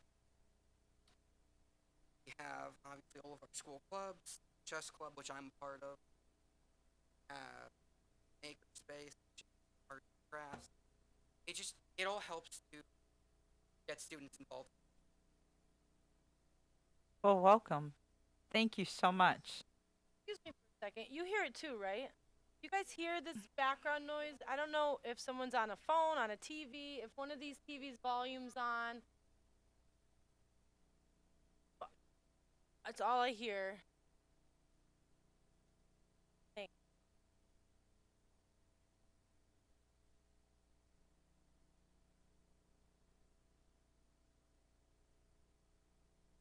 We're good? That's what I kind of thought. Okay. Miss Wilson.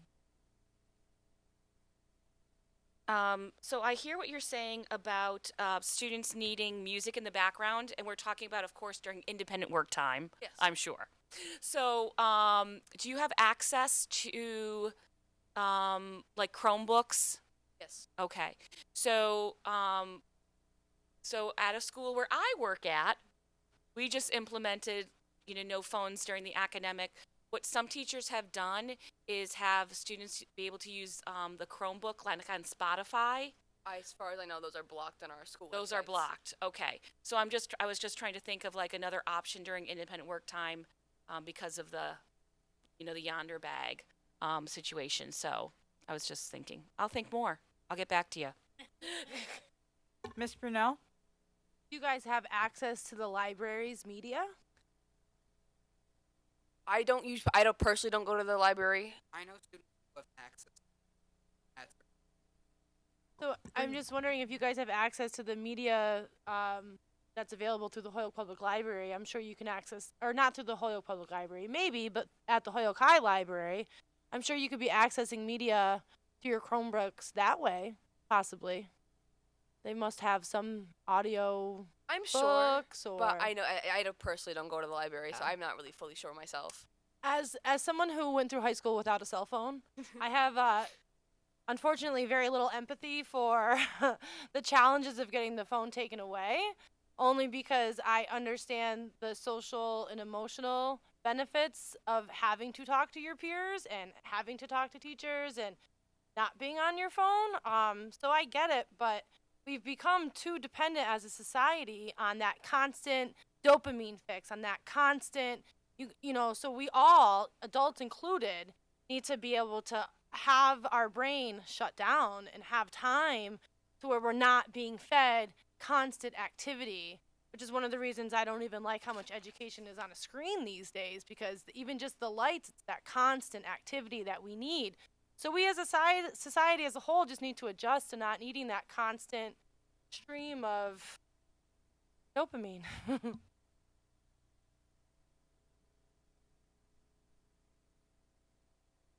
Mr. Kennedy. I fully understand where you're coming from, Ms. Brunel.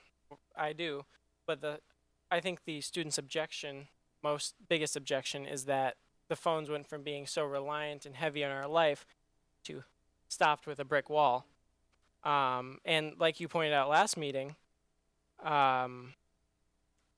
there was really no punishment for having your phone out in class. So it was literally went from being fully in our lives to fully taken out.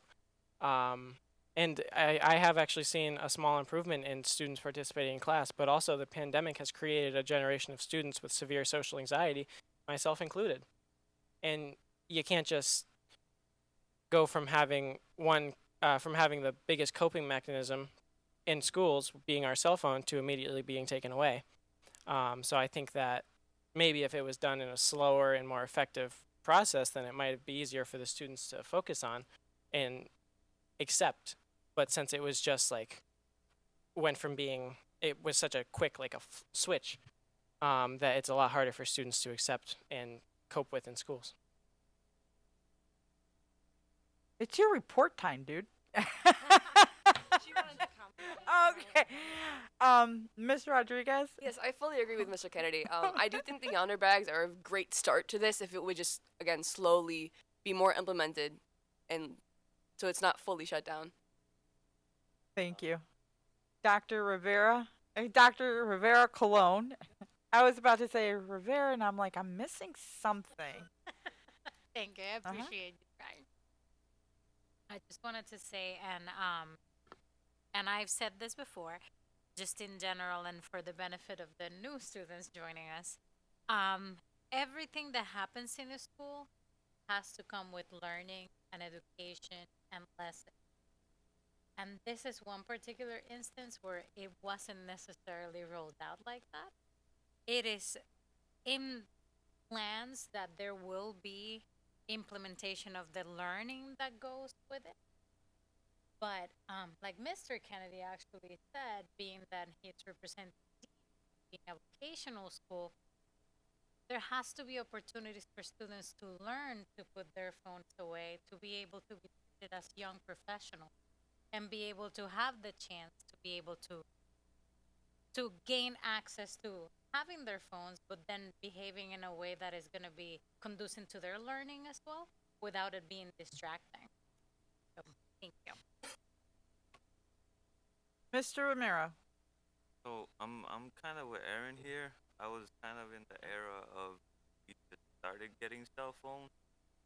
So I don't really empathize so much with you guys because it's like I understand you don't want to be sociable, but being on a screen and not being sociable doesn't help out your social anxiety.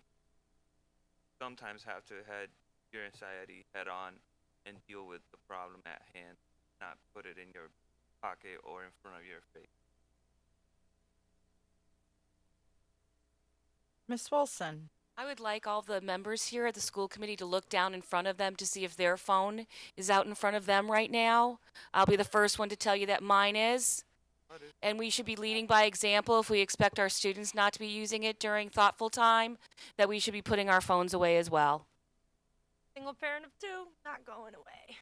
Well, I'm at fault right now, but I have the mayor who's been on the Zoom as a webinar, and I'm like, I need him transferred.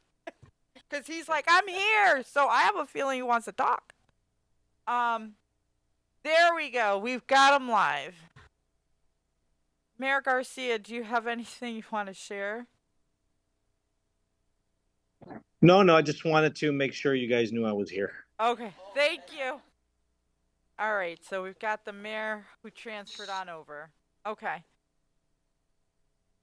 Mr. Kennedy, you want to give your report? All right, yes, I will make this quick. On September 15th, we kicked off, along with Holyoke STEM Academy, Hispanic Heritage Month with music, flags, and announcements. This will be going on until October 15th. Next, student government elections with Miss Bermudez over there have begun for grades 9th, 10th, and 11th. On September 25th, candidates will have their election speeches during both lunches. Stop by, and we invite you to stop by on September 25th, from 10:27 to 11:27 to listen to the candidates. If you stop by, you will be able to vote for your candidate. Tomorrow, we are having our open house, September 19th, starting at 5 p.m. till 6:30 p.m. We invite you to tour our building and meet with our teachers and families.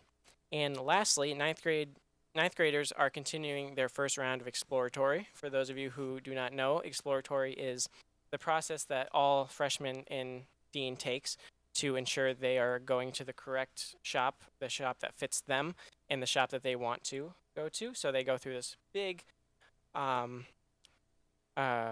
process to make sure they choose the right shop. And that's all. Can you just clarify the September 25th? It was the what? September 25th is student government elections, where the candidates will be giving their speeches to convince their fellow students to vote for them. If members of the school committee attend from between 10:27 to 11:27, you will be able to vote for a candidate. Great. Thank you so much.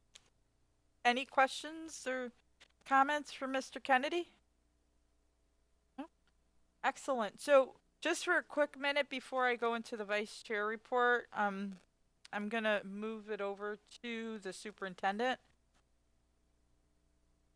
Yeah, I just wanted to take the time to introduce our new executive director of finance, Sean Mangano, and just give him an opportunity to say hi to the school committee so that you can see a face to the name. One of the things that we committed last year to the school committee was just to increase involvement in finance related matters, and he's going to be helping lead a lot of that work, working with Jay Wellahan and the subcommittee. So Sean, just introduce yourself. Hi, Sean. Happy to be here. Excited to be here. I want to quickly say hello to everybody. Look forward to working with all of you on budget and everything that's been discussed. And come from Amherst, where I worked on the town side and on the school side prior to that. So happy to get back into the school system. Welcome. I'll stick around for a while. So, thank you. Thank you. So real quick into the vice chair report. So now it'll be Ward 2 and 4 for their meeting dates. I know Ward 1 has a meeting at the end of the month. And Dr. Rivera-Colon, if you can just tag with either one, just so you can observe or come to our Ward 1, that'll be great. So if we do all go, you all know the rules. Can't discuss anything, can't be around, because then it violates open meeting law. But you can hear what the constituents across the district are saying, or across Holyoke. The next on the agenda is administrative assistant. So this is in regards to the position of an administrative assistant to the school committee. I know that Sam is part-time,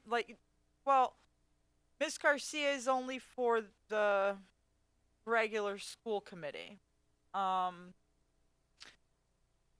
And I know that there have been issues in regards overall. It's just the consistency of the meeting minutes, the postings. And so a lot of what's been brought up is we need someone that can be dedicated to the position, kind of what we had pre-receivership. So that's what that topic is there for. So I'm God, I am opening it up for discussion. Miss Brunel. Thank you. So one of the reasons why I wanted to discuss this, and I know Mildred's been wanting to discuss this as well, is as we progress, as we build back up our subcommittees, as we submit a letter to the receiver to come out of to the commissioner to come out of receivership, we need full-time, maybe not full-time, maybe not 40 hours a week. I don't know exactly how many hours a week we need, but we need a dedicated staff person like we used to have. We need somebody here taking minutes or producing minutes at all of our subcommittee meetings, even if they're recorded and the minutes are taken after. One of the main issues is that our minutes are not being posted to the website. I believe our minutes have not been posted since January, and we are not compliant as a school committee. And that's not okay. Out of receivership or not out of receivership, we still have open meeting laws that we need to be sure we're following, and currently we're not. And nobody seems to know exactly whose role it is to do things because there's not a dedicated person. We were fortunate enough to have a dedicated person, and then when receivership came, we were lucky enough that our receiver kept on the position because, as we know, some other communities, their receiver doesn't communicate with their school committee at all, never mind support them. But the position became merged with another position, and then it merged from there, and then it's transitions from there. And so we need consistency. We need, somebody here for not only our meetings, but also for the subcommittee meetings, ensuring that our minutes are being done. I noticed we don't even have minutes from our last meeting to approve tonight on this agenda, unless I missed it, but I don't see them here. And again, it's no downfall to the person who's in the position, but they have a full-time role within the district. And so if I have a full-time job and then I'm expected to pick up something extra, the work that gets done first is the role of my full-time job. And I understand that. So again, it's no disrespect to the person in the role. It's just we need a dedicated administrative assistant to the school committee to ensure that we're doing everything legal and up to snuff and reporting as we should. So yeah, that's my comments on that.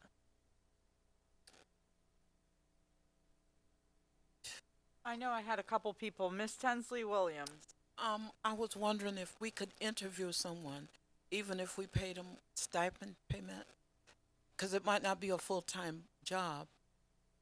But could we do that, or do they have to actually be from within our group? Well, they wouldn't be a member of the school committee. Okay, can we interview someone, Mrs. Soto? Well, I mean, we already have somebody, and Sam, Oh. she did post the minutes online. They're all up to date now. I know that the last time we met they weren't, and the minutes are in the packet. But we're in the process right now. We had identified somebody that can take care of the subcommittee meetings, and that didn't work out. I do have somebody interested, and if the committee would like to meet that person and Yes. see if it's going to be a good fit, I'd be happy to arrange that through the vice chair. Thank you.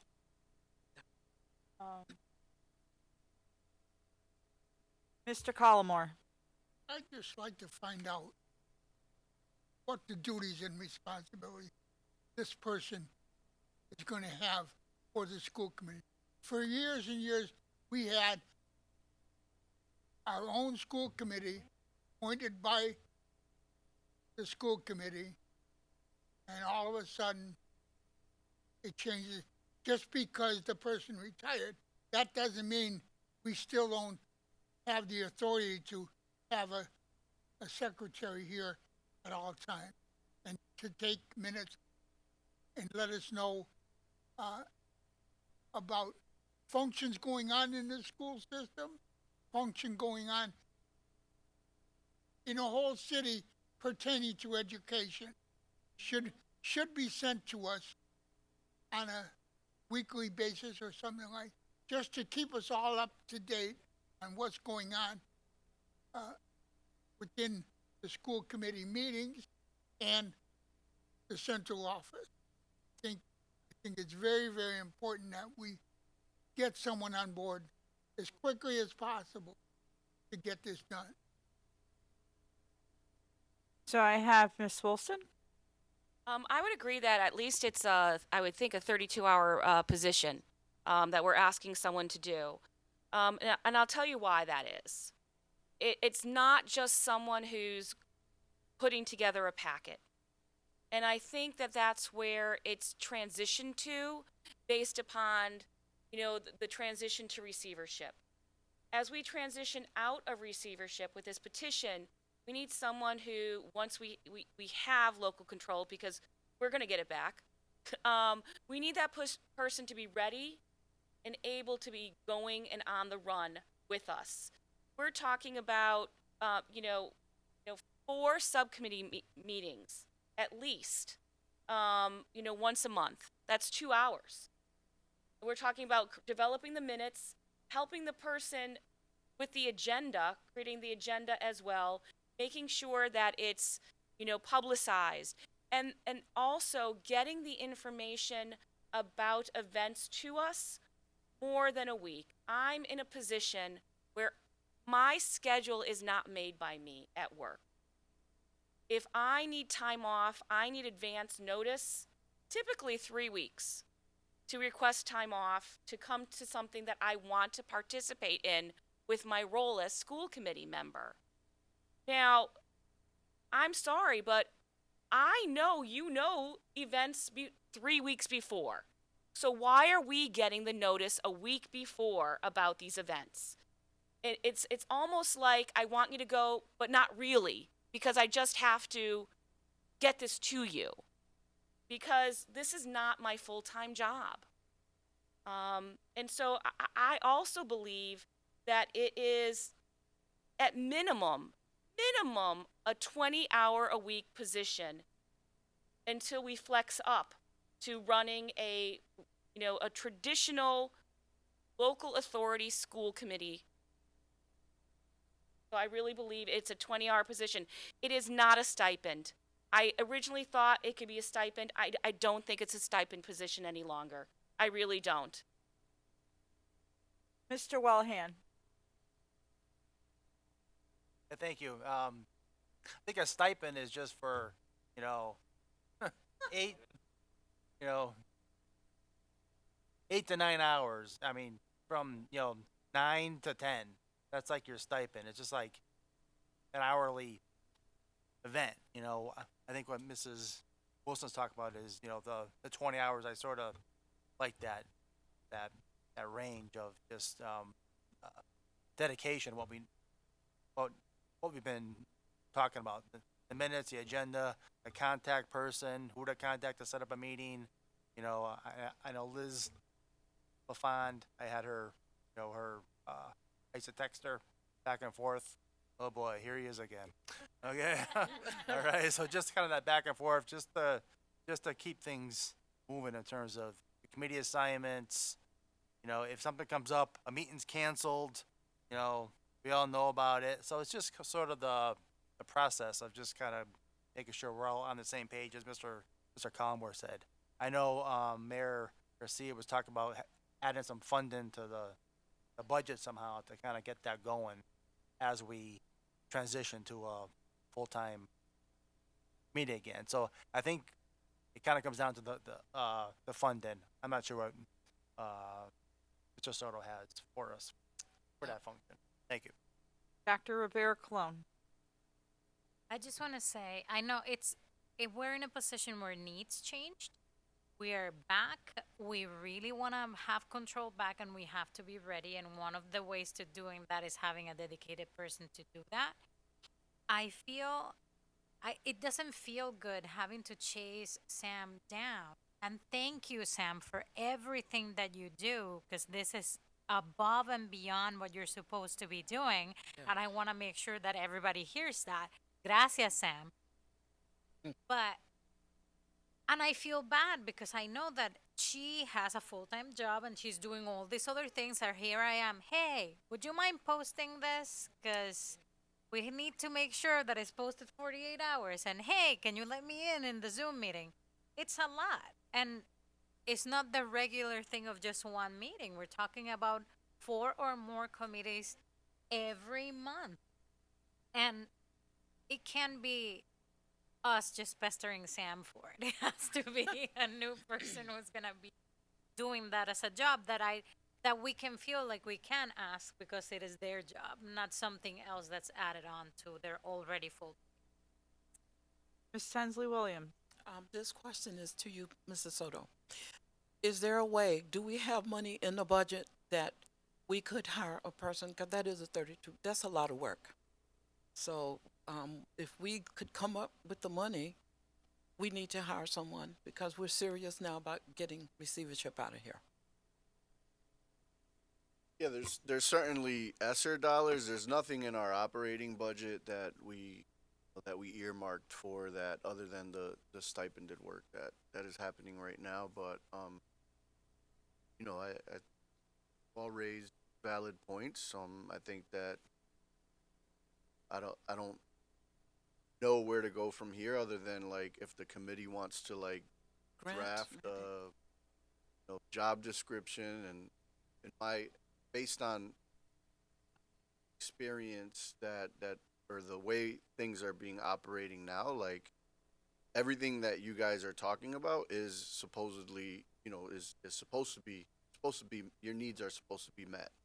And in this current structure, if you feel that that's not the case, I think that we should have more discussion about what the actual needs are. I don't I respectfully, I don't want to sit here and debate whether it's a full-time job or not full-time job. What has been happening is not 32 hours or 40 hours of work. If you map out like what that person's going to do from 8 a.m. to 4:30 or whatever the case may be, like should have that conversation about what are the expectations and like how many actual hours of work a week would that be. Would stuff be added though to the person more and more stacked on? What do you mean? Okay, if that person is doing their job, are we going to ask them to do more and more and more? So that job, really, the person need to be paid. And very few people are going to volunteer to do something like that. I don't think you guys are talking about somebody volunteering to do work. No, You're but talking I'm saying that's how it's going to look if we don't actually interview somebody. And you're talking about creating a position, Yes, sir. defining what the duties are. Yeah. Yeah. And we need to do that ASAP as soon as we could. Okay. Instead of dragging it out. Ms. Brunel? So I reached out to our former secretary and I was able to get a job description of a former posting that we had. So I think as a school committee, maybe in policy, I'm not really sure, but I think we need to review the past job descriptions that we've seen for postings. She said she would also check like the state's some database to see if there's other descriptions of the job. But I think it's something kind of like how the city has a charter, right? And like they have a rule and they get X. Like we need to establish it as a constant, and then when we're reviewing budget for the next school year, it needs to be built into the budget like it used to be built into the budget. So I know it's not built into the budget this year because we weren't planning for it. So maybe it can be ESSER or something, but I don't know that we as a body need to be involved in the hiring process, but I think that we as a body need to be involved with what we want that job to look like and what it needs to look like. Salary compensation isn't necessarily our purview either, but I think it's up to us with to come up with an understanding of what our expectations are and what we need with guidance from MASC even, right? And then, establishing how many hours and then just going from there. But it's definitely something that we need that we're not currently getting. So thank you. Mr. Collmore. Sort of, can you bring us the description of what is needed here on this board, plus what you could use this person for? Instead of saying 20 hours a week or something like this, a full-time position under your discretion, and fit it in where Ms. LaFawn did before. She not only did hours, but in her not spare time, but in her other time, worked for the school system as a secretary or whatever. Okay, before I call on Ms. Wilson, so I'm just going to clarify that there. In the current model that you're asking to continue, because that's the current model that we have. So right now what you're saying is for, say it's a full-time position for then Superintendent Soto to then at his discretion, like the person will do this for the school committee but then they're also doing the other job. That's why we're in the problem that we're in right now. Because when you look at it, what's a priority right now? Whatever that person's job is, that's the priority, okay? So if their priority is, let's say that it has to do, let's just say it was transportation, the transportation director that was doing this, right? For us was the administrative assistant. What do you think their priority is going to be? It's not going to be to get the meeting minutes for the school committee. It's not to go find out what events are being held throughout the district to make sure that a school committee member goes. It's not drafting a letter, right? Because if we all remember, every time, Mr. Collmore, that you'd be like, hey, let's send a thank you letter to this person. Let's invite that person, and stuff like that. Who do you think was doing that letter? No, but who do you think was doing it before? It was Miss LaFawn. At the end of the day now, what you're asking is, hey, Mildred, or the vice chair, let's do this letter. Just like you guys asked me to do the letters for the Thrive Act and get it to the governor and stuff. I'm the one writing and drafting those letters. I'm not politically correct in speaking. What makes you think I'm going to be politically correct in writing? So what I did is, with the help of MASC and Miss LaFawn, and sending it to her and saying, hey, look at this so that I don't sound kind of stupid.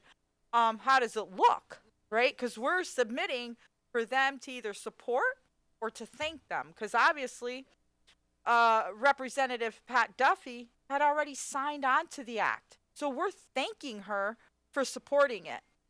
On the other hand, Senator Vilas has not signed on to it. So it's asking him and urging him to support something, not only to benefit the students from the Hampden and Hampshire district that he covers, but also for all students across the Commonwealth. But that's what's happening right now. So what happens when our former secretary, or it's not even secretary, it's an administrative assistant to the school committee, policies. When there were policy changes, who was updating the policy? It was the administrative assistant. That's the person who's updating the policies on the website, doing all the changes. When it was posting of the meeting. It's the administrative assistant. You know, I'm not trying to say that what we have right now is like bad, because that's not what I'm trying to say. But a lot has been dropped. We have dropped the ball a lot, and that is reflective of us. So when we couldn't hold that meeting a couple months ago because it wasn't posted, it's reflective of us. When we couldn't make decisions on stuff that was on the agenda because it wasn't there or whatever, that's reflective of us. It makes us look like we're not prepared for anything, that we're disorganized. I don't want to look disorganized. So if we're standing here today, not too long ago, getting the city riled up, let's take back local control, then we got to look a bit competent, right? And look really prepared. We've got to be prepared with the tools and the resources that we need to really make us look like we know what we're doing. But yes, thank you. We've got this on the thing. You know, we've got it posted up, the minutes, even though the organizational meeting's not there. Fine, whatever. But it's because there's too many hands in the pot. Who's responsible to do well, I got to discuss it with this one. I got to make sure this one did it. I'll check in with that one. If there's too many people involved and everybody has a tidbit of something, something's going to be dropped. You know? Mr. Wellahan, don't you send me texts all the time? Mildred, where's my packet? That just happened this Friday. You know, I get it. It got to your home late. Thank God it got there, because I didn't know. I was about to pull out my hairs. I'm like, oh, Mr. Wellahan. You know, so there were things that the person can only do as much as they can, right? They've got to give their 100% to the primary position that they hold. Because if they drop the ball there, they ain't got a job. Because that's more important, right? So if it was transportation and they were messing up everybody's transportation, guess who ain't going to have a job? Ain't going to have a job. So guess what? Now they don't even help us out, right? So the same thing that we're doing. So I do not want to see where it's a stipend type or a position that's connected with something else. Because the something else will always take precedent to what's happening here. So that's, you know, I think all that who we have currently, because there's times even in the evenings I'm like, hey, and I text, you know, that person doesn't have to respond to me. But when are we going to get it? Because sometimes I'm like, I just remembered, right? You know, but that's not their priority. Right. So that's just my spiel on that. And I hope you understand, Mr. Collmore, where I'm coming from. Yes, I get what you're trying to say, but that's where I'm like, ugh.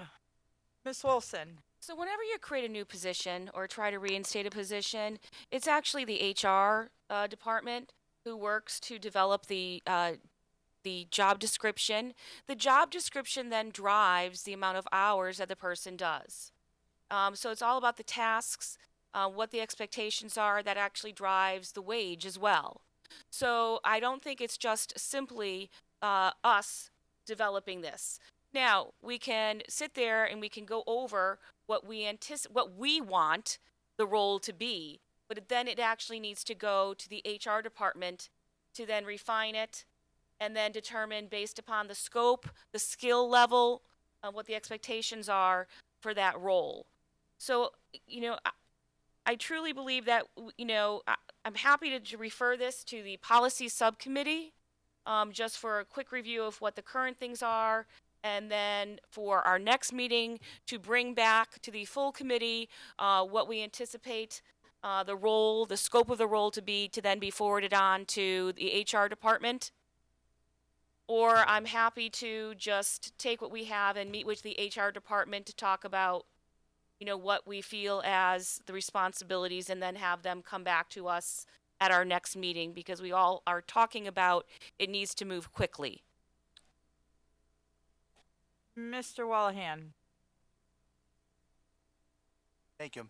Yeah, there's a job description on file that's sort of tentative. That might be like pre-COVID, pre-Zoom. So I think we got to take that, massage that. I know the Holyoke City Council, just think of it that way. They have a full-time administrative assistant, okay? So just think of it that way. So he works for the mayor. I think the primary worked for city council. That's his job. Okay, setting the agendas. Okay, setting the Zoom meetings. I know they increased the pay scale for that position a couple years ago for Zoom. Those requirements, his duties were increased via Zoom. So his duties were changed. That position was compensated for that. So I think that the job description from Mrs. LaFond has to be looked at, reviewed, modernized to today's world. Back to HR. Is it a part-time position? That's something to be discussed. What's the salary? It's something to be discussed. Let's just get the job description down, what we're looking for, what we need, and then just move forward. Thank you.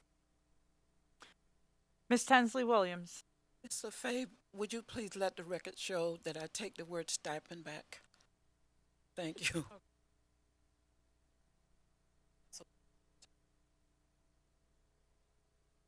I'd like to second Ellie's motion to refer this to policy subcommittee to review current job descriptions at her next meeting.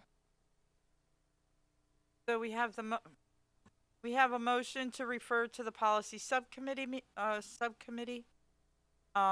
seconded by Ms. Brunel, right? Because it was made by, which we should have stopped it right there and done the motion first and requested a second. We'll get better at that.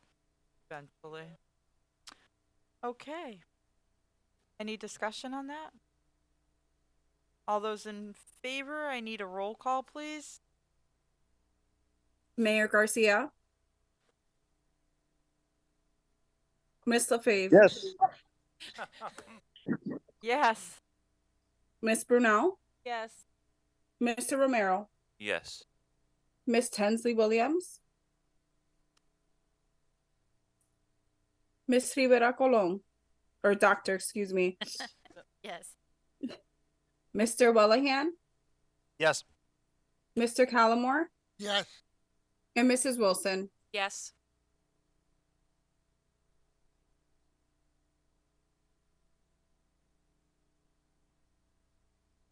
Okay, motion passes unanimously. So it's going to be referred. And again, I just want to reiterate, I think the individual that's been helping us through this up to this point, because it's a lot of work. When you have a responsibility for your own primary job, then to take on this role, there's a lot of stuff that's happening in the city that we should be aware of, right? There's a lot of things that we're trying to transition and going into, doing these subcommittees, doing board meetings, like there's a lot. And technically when you come out of receivership, it's not once a month school committee meetings, honey. It's every 2 weeks there's a meeting. So it's gonna be more meetings. It's not gonna be this, we're here for 5 hours once a month. This would be broken down and you guys will be home at an earlier time for supper type of meeting. Not necessary though. So, all right. Okay, so we're gonna move on to the next, it was renaming of PEC, and Mayor Garcia, I know that this was something that you had brought up.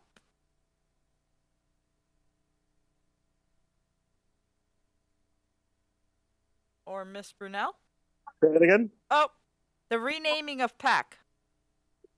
Yes. What's up? Do you want to lead the discussion on that? I just put it as a topic. So Go.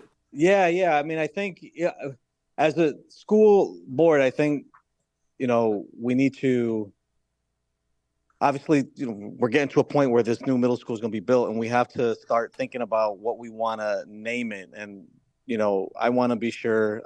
I get that I can go forward and give it whatever name I want, but that's not how I operate. I'd want to work with this body to try to facilitate some sort of process that helps conclude, the name that we want it to be. What that process looks like, we should think more about and try to figure out. But, we were hoping to bring this to this body so we can start thinking about that, because the school is going to be here before you know it. And I don't want the name to be the reason why we want to have that ahead of time with a nice sign on the building. Okay, thank you. Ms. Brunel. Yeah, so at our last big communication working group for the school building committee, we're going over like our 2-year strategy of communication now that we're putting shovels in the ground as of this month. So on September 21st, we're actually going to be touring one of the other schools that was built recently, because we need to start talking about color scheme for the building. So naming is super important to start going over, and then eventually we'll go over mascots and things like that. We'll probably we discussed probably leaving mascot to decision once the school community is established and open, and letting them decide that. But we do need to come up with general color schemes for the building. And so, obviously with that is the naming process. So I know the mayor was able to find a really good bio on Mr. Peck and like why the Peck was named Peck at the time. In the groundbreaking, he was like the youngest superintendent, principal ever, or like all kinds of crazy stuff. So Josh, I don't know if you were able to find that to forward it on to us. But he was supposed to get that to us. So then, we could just have a healthy conversation to decide, do we want to continue to honor the namesake, or do we want to look into naming it something different? So it's really just beginning the discussion, but it's something that we as a body want to wrap up timely, because for the progression of the new building.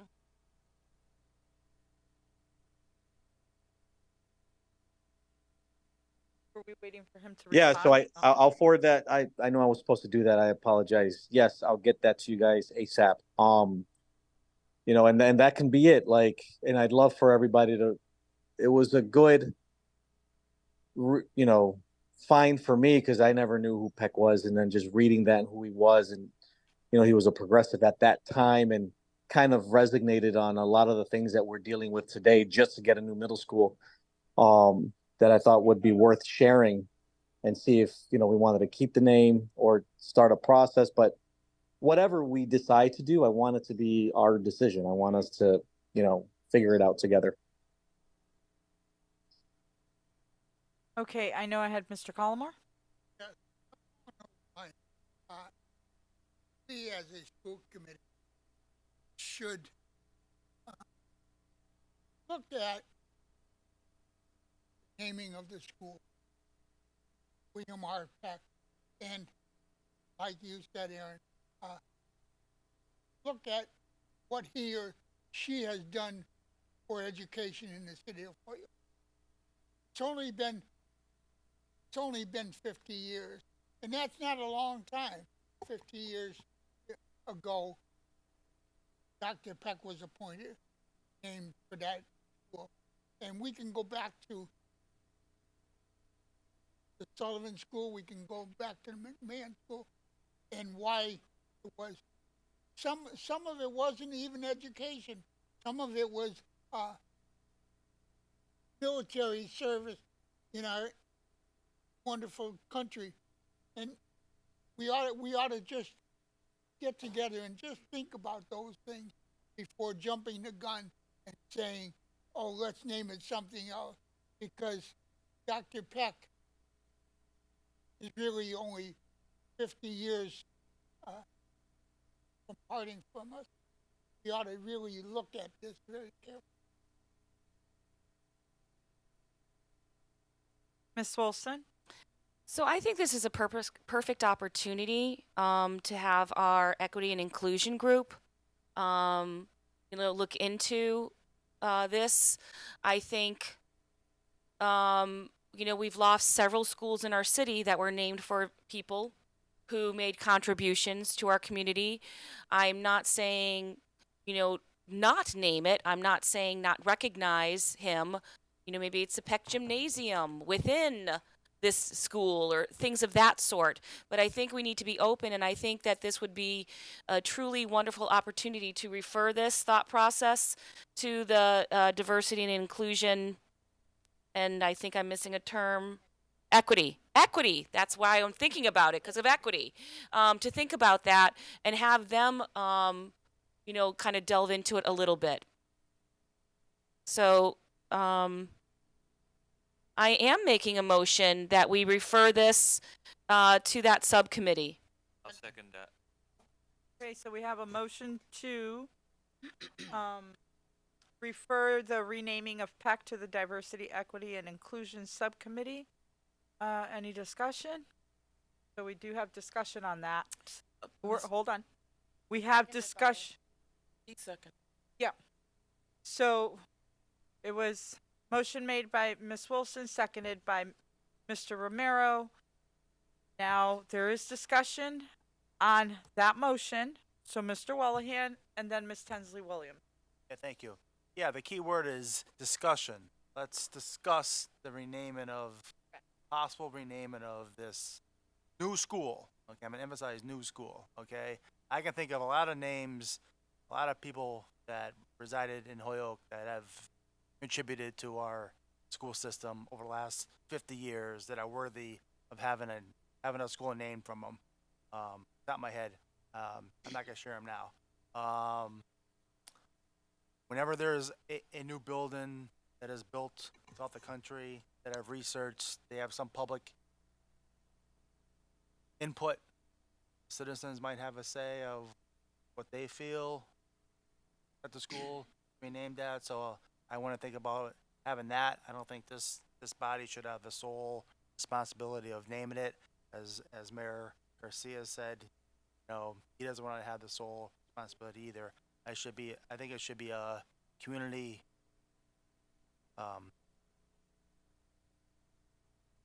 goal, basically. Thank you. Ms. Tensley Williams.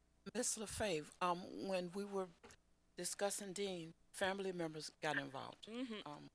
So maybe if there's somebody that maybe a family member they could get in touch with, see what they think about that name. The family to Dr. Peck. Yes, ma'am. Mr. Collmore, did you have your hand up, Miss Wilson? No. I did. Oh, okay. I'm sorry. But Mr. Collmore was Okay, first. Mr. Collmore. Yeah. We have to clarify, Mr. Wellman just brought it up. We have to clarify whether this is a new school or a replacement. It's still going to be on the same site, not going to be anywhere else in the city. We decided that this is where we're going to build a new school. And I think it's very important that we say replacement. It's not a new school, it's a replacement. Miss Brunel on the response to Yeah. as the school building committee. I'm gonna have her respond back to Mr. Collmore. Yeah, so Mr. Collmore is absolutely right. The whole project is the replacement of the William R. J. R. Which one is it? William R. William Right? R. William R. Peck Middle School. So currently it's named that in the project. So to Ronnie's point, it is a replacement building. It's not a new building. We're not establishing new. But you know, to Josh's point, at any point as the mayor, right, he could just suggest we rename. So that's why it's being brought up now. And it got brought up to say like, oh, hey, are we just keeping the name? And it was like, oh, well, we should bring that discussion to the school committee. Let the school committee decide if we're just keeping the name or if we want to entertain the ideas of renaming it. But yes, it's a replacement. Miss Wilson. I was just going to say, I think it's really important that we think back to our recent history, as was mentioned, of the, I'm going to use the word debacle of renaming Dean and the community uproar because of that, because it was just a decision. And I think, as Mayor Garcia has brought up and as members of our board have brought up, that this is a thoughtful process. We are not making a decision. It's just thinking and being thoughtful about, is this an opportunity for us to honor a different individual? I don't know, but it's just a conversation. So I just wanted to just clarify that. Thank you. Oh, Mayor Garcia, you had your hand up? Yeah, no, Ellie, good points. The other thing too here is, we don't, and there's that, if we can engage the community and if folks want to keep that name, and it'd be great to highlight and educate, who this guy was. But also, like, on the flip side, we don't have to give it a name, like a person name. There's schools that have been named based on whatever they want, like School of Excellence, School of whatever. You know what I mean? So, that's having the school be named after a person doesn't necessarily have to be. It can also be, an expectation. If you come to this school, this is what the core value of the direction we're going in this school, whatever that word is going to be, could be the name of the school. But either way, I'd be curious to learn from the community, like, is their heart set on the Peck name? And if it is, great. Like, I don't have an issue with that. There might be others in the community that kind of want to put Peck behind us, kind of, considering the challenges and the issues and whatnot. I'd be curious to hear if that's the case. And once we gauge that, get the finger on the pulse, I think we're going to know more or less the best direction we can move forward with. Thank you. Okay. So, there was the motion to send it to the Diversity, Equity, and Inclusion Subcommittee. So can we have a roll call, please? Mayor Garcia,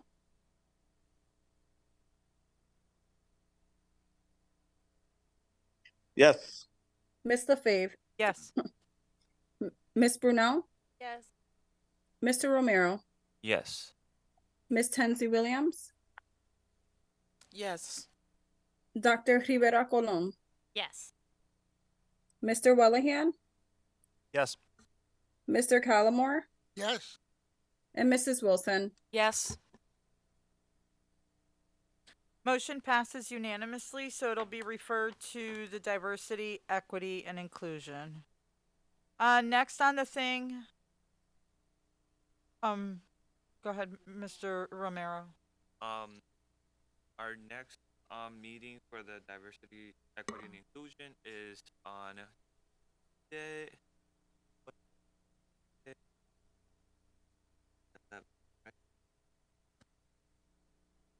Wednesday, day 11th at 6. If anybody wants to join and give their input, you're more than welcome. Thank you. The last thing that I have under my reports is the Thrive Act. So the Joint Committee on Education will be hearing the Thrive Act on October 4th. I'm not sure what the time is going to be. Mayor Garcia mentioned the time changed further in the afternoon and late, not as early morning as it originally was. Do you have a time on the Thrive Act, Mayor Garcia?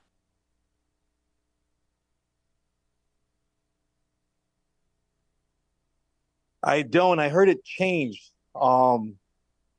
through the grapevines. I have to confirm that for sure. If it changed, it's the same day, but I think the time frame moved up. And if that's the case, I can't make it. What was the original time frame? Oh my God, it was earlier. It was like between 9 and, I don't know, 10 and 3, I think, or 10 and 2. And now it's up even later, like 3 and 7 or something. But I got to confirm that. I heard that through second-hand source, but that's true. Okay. Thank you very much. So we'll have to look into it. Again, the public can go and sign up to speak. So my hopes are to be there to speak. Not only as a representative of the Holyoke School Committee, but also as the president-elect for the MASC. So, anybody else have any questions on that? No? Okay, great.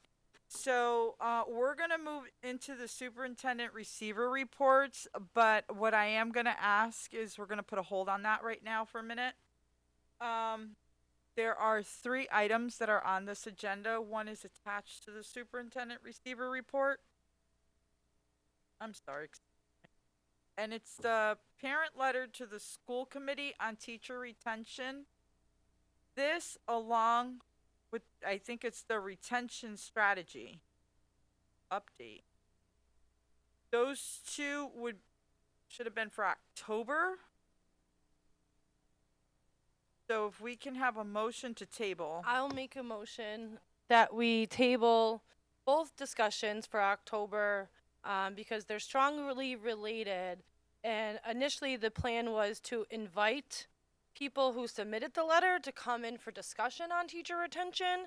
And we had told them it would be in October when we added the special meeting tonight because of the long agenda. So I don't think it's right to have that discussion tonight without being able to, I don't want to say hear 2 sides of the coin, but without being able to have a thorough, thoughtful discussion. So. Okay, so we have a motion to table under superintendent receiver reports C2 retention strategy update, along with from section 5B parent letter to school committee on teacher retention, to our October 18th, I believe it is, meeting, something to that effect. When's our next meeting? October? Jeez Louise. I should have been better prepared on this one. Discard. I believe it's the 16th. 16. So move to to table it to October 16th. I'll second that. So, oh, okay, sorry. So it was made by Ms. Brunel, right? Seconded by Ms. Tensley Williams. All those in favor, we need a roll call. There's no discussion Mayor on Garcia? the tabling. Yes. Ms. LaFave, Yes. Ms. Brunel, Yes. Mr. Romero, Yes. Ms. Tensley Williams,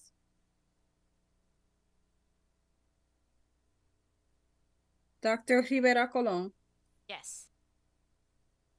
Mr. Wellahan, Mr. Callamore, Yes. and Mrs. Wilson. Yes. Okay, so the motion was approved, and that's tabled. Now, I'm going to pass this over to the superintendent. Yeah, thank you. At the last meeting, we talked about the accountability system, and I'm gonna ask Jenny to come up. Mike's here if possible. What we had done was prepared a presentation for the school committee, just to get a better understanding of the state's accountability system and how they, how they rank schools. And the state is releasing the embargo of results from last year tomorrow. I believe they're going to be at noon. Is what I believe they're going to be releasing. It's where I thought I saw it today. No, it's October 19th is when the embargo is going to be lifted. September. So it's it's kind of a good. Actually, it's a perfect time to just refresh the school committee on understanding the accountability system a little better.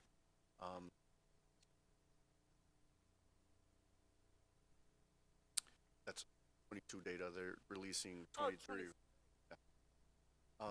Jenny is going to provide an overview if possible. Let's just let her get through the presentation and then we can ask questions towards the end. This is a broad overview of the accountability system itself. It has a couple of examples from 22 data, and I just want to thank Jenny for joining. We're so lucky to have Jenny Malave. She's done so much for our data team, for our principals, for our leadership team, and improving access to data. And she understands this better than anybody in our district. So, Jenny, take it away. Thank you guys so much for having me today. So I'm going to give you a high-level overview of the accountability system. I want you to take notes when you have questions because it's a little bit complicated, right? And there's going to be a lot of percent thrown at you, a lot of definitions. So if anything is unclear, please let me know, and I'd be happy to answer, make sure everything is clear at the end. But hold on. What I do want to say is write down your notes.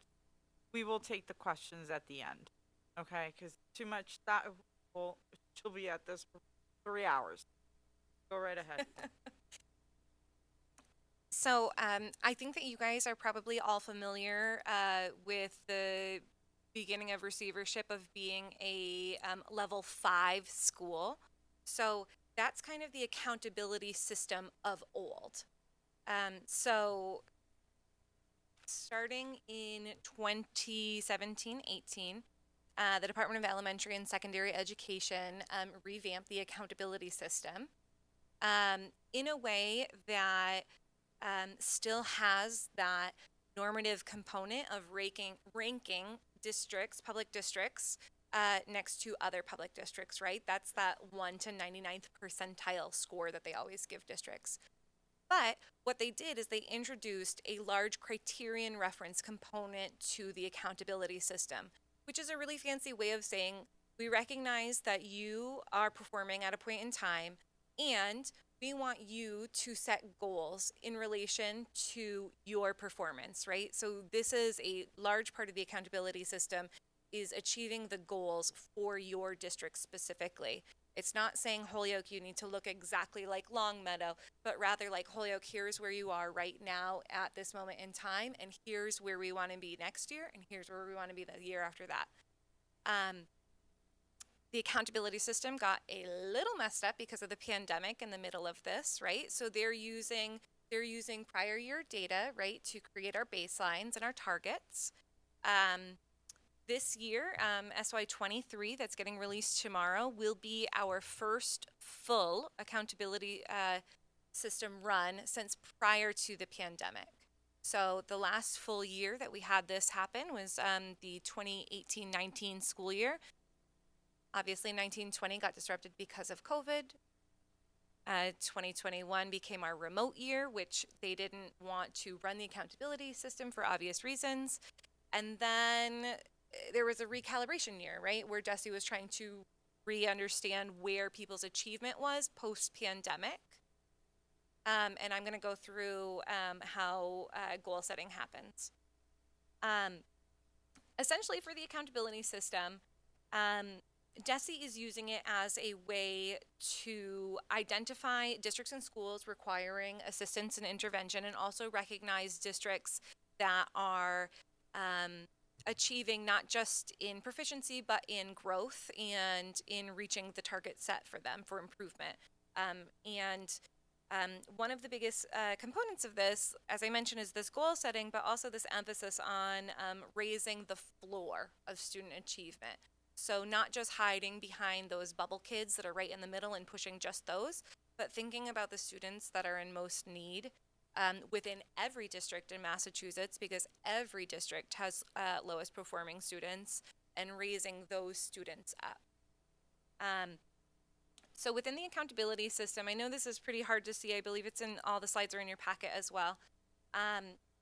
There are metrics at the high school and non-high school level. We can just go, yeah, there we go. So within the accountability system, they measure non-high schools separately from high schools. So we have our K-8 metrics and then separate 9-12 metrics. At all levels, DESE is measuring achievement in ELA, math, and science. That's scaled score on MCAS. That's one component. We have the SGP in ELA and mathematics on MCAS. That's the student growth percentile. Progress towards English proficiency, that is a metric for our multilingual learners and how well they are getting to English proficiency as determined by the Access assessment. and chronic absenteeism. Chronic absenteeism is missing 10% or more of days. At the high school, there are a few additional metrics that are specific just to high school students. That's a 4-year grad rate, our annual dropout rate, extended engagement rate. That is the rate of students who are not graduating within 4 years but are choosing to stay enrolled at Holyoke Public Schools to get their diploma. So they have been retained in their 12th grade year but are still continuing to persist, as well as advanced coursework. And so that's for our 11th and 12th grade students. That's AP classes, dual enrollment, early college classes, as well as Project Lead the Way and some other higher level classes as defined by DESE. That also includes for our CTE school, the students that are out on co-ops. Those are all advanced coursework. So this is an example of what you would see on the website. If you went to the Department of Ed's for Massachusetts website, there's a section on accountability, and you can look this up for every district in the state as well as every individual school within that district. On it, it will tell you the normative component. That's that accountability percentile that ranks a school against all other schools in Massachusetts. So that's that 13 in the top right that's in that box. But then it also shows you the progress towards improvement targets. And so that is a set of targets that DESE has assigned to that school and how well that school has performed against those metrics. So in this example of Ian White from 2019, they met or exceeded their targets for 86% of the targets set for them. And so you'll see right above there, they are meeting or exceeding expectations. And it shows you the weight down below for the 2 different years of the accountability system. And I can get a little bit into weighting after if you really are interested, but it's hard to go over in a couple minutes. So you let me know if you want me to get more into the math. Okay, so our lowest performing student group. So that was what I was mentioning before with the focus on raising the floor of student performance. So there's a lot of information here. But what DESE is doing is it is taking the average scaled score in mathematics and it is averaging, the scaled score in ELA and math on MCAS. And then it is creating quartiles within a school, within the district, to define who is the lowest 25% of performing students. So, for example, if we just had a score, I'm just going to use round, easy numbers, right? If on a test you could score between 0 and 100, and we were all evenly distributed, our lowest performing would be 0 to 25. And so, if we imagine using our MCAS scaled score numbers, that's going to be the same thing. We have 100% of students. We want to know what this bottom group of achievers is doing and where they're being pushed to. So the goal, there is a set of goals for all of the school, but then there is a separate subset of goals specific for that group as well.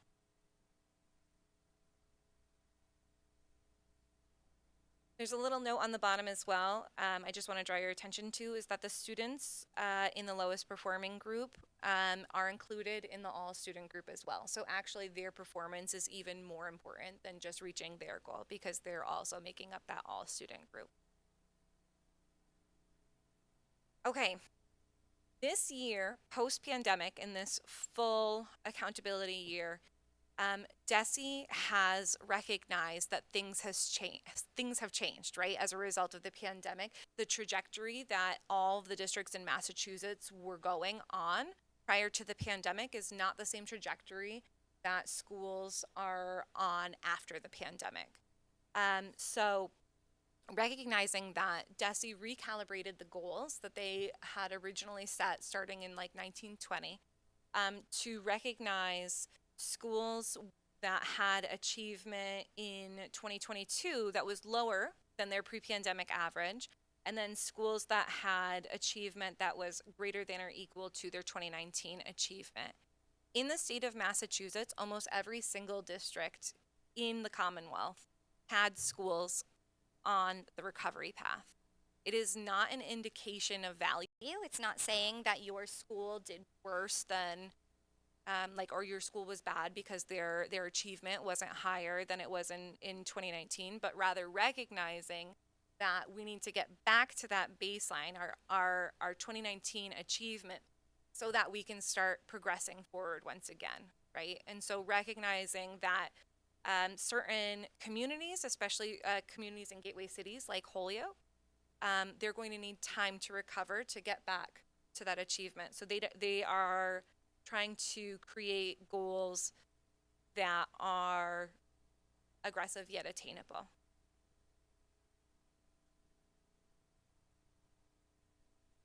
In the goals that they set for us as well, I just want to note that paths are assigned separately by metric, by school, by group.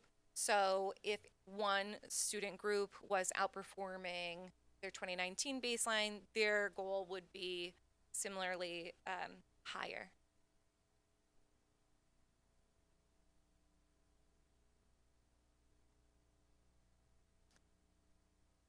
Yeah, so this is a little bit more about the path to recovery. So, within the path to recovery, there are 4 quartiles. There's that word again. In this sense, it's a little bit different.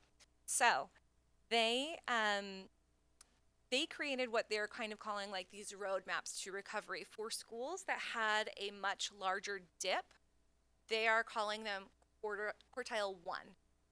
And all that means is they said, okay, your dip was significant enough that we think that it will take upwards of 4 years for you to return to your baseline. There are other places where you could be on a quartile 4 recovery path, and that's saying like, okay, we see that you dipped from 2019, but it wasn't a huge dip.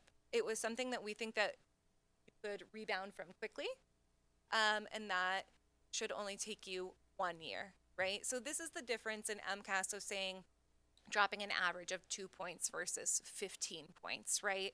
So they are trying to make these goals make sense for the context that your school is in.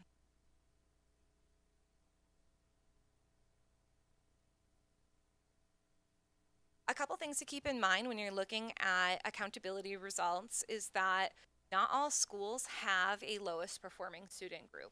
So in order to have a lowest performing student group, you have to have greater than or equal to 20 students who have stayed at that school from 1 year to another and serve the grades that are in the accountability system. So for example, prior to this year, Lawrence School only went up to 3rd grade, right? So that means they only have 1 MCAS year. They cannot have a lowest performing student group because the first year they're taking the MCAS is the last year they're in Lawrence School. That will be different this year with the introduction of 4th and 5th grade. Alternatively, we've had other schools that have such high turnover within their grades. Part of the accountability system is that you have to be continuously enrolled in that school. So it's not, if your students say, again, at Morgan School, right? They want to know what your performance was at Morgan School compared to your performance at Morgan School that following year. They will not include you in your Morgan calculation if you came from Sullivan, if you came from Chicopee. They want to know, like, as a school, whether or not those students that you are continuously serving are making those goals. The last thing to note is that lowest performing student groups do differ between the district and the schools. A student could be in a district group but not in a school group. So again, we're talking about a smaller versus a larger sample size. If you are a low performer at a high performing school, you would be in that school's lowest group, but you might not be in the district because there might be other schools with a larger population of lower performing students, if that makes sense.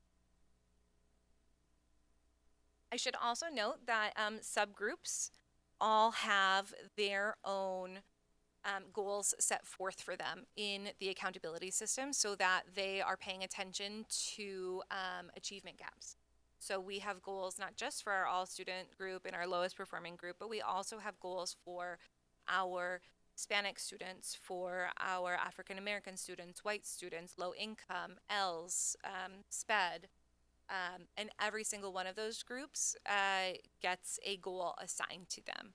And so they are not technically measured as like that part of that, either of those scores that they give, but DESE does call out places where there are large discrepancies as issues, and will also do accommodations for schools that have really lowered that gap or have like a really high performing subgroup that they want to call out. So DESE will also raise that to the surface. There's a lot of information about the accountability system on the DOE Massachusetts website. They have an entire kind of portal dedicated to accountability. That includes a ton of technical documentation about how they're calculating their goals and how they have kind of done the math and the points and kind of the nitty gritty of that, where you can look that up. Also, all accountability data is publicly available on the DESE profile site. I think the easiest way to find the DESE profile site is just to type it, write DESE profile into Google, DESE profile Holyoke, and it'll bring you right there. And so there's a tab there for accountability data, and you can go back and forth through different years as well there. So the data that we have for the accountability system for this year is embargoed today, but is public tomorrow. So that will be available for you imminently. If only these meetings were on Tuesday, right? Thank you so much. Ms. Brunel?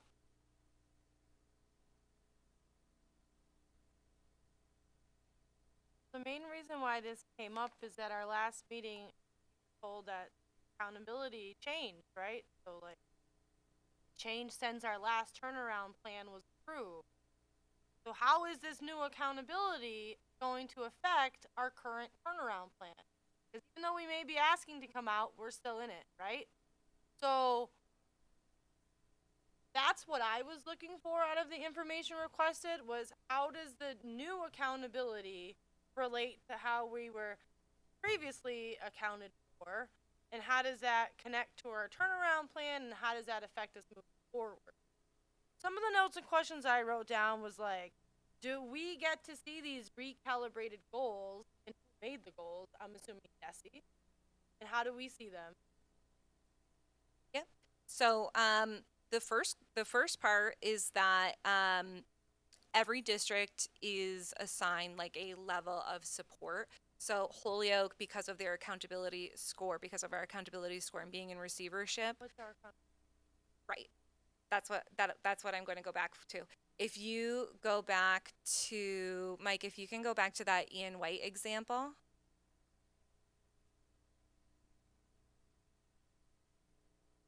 There we go.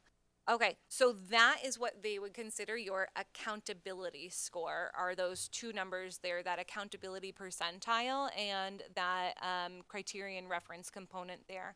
Right, And- but this and- is 2019.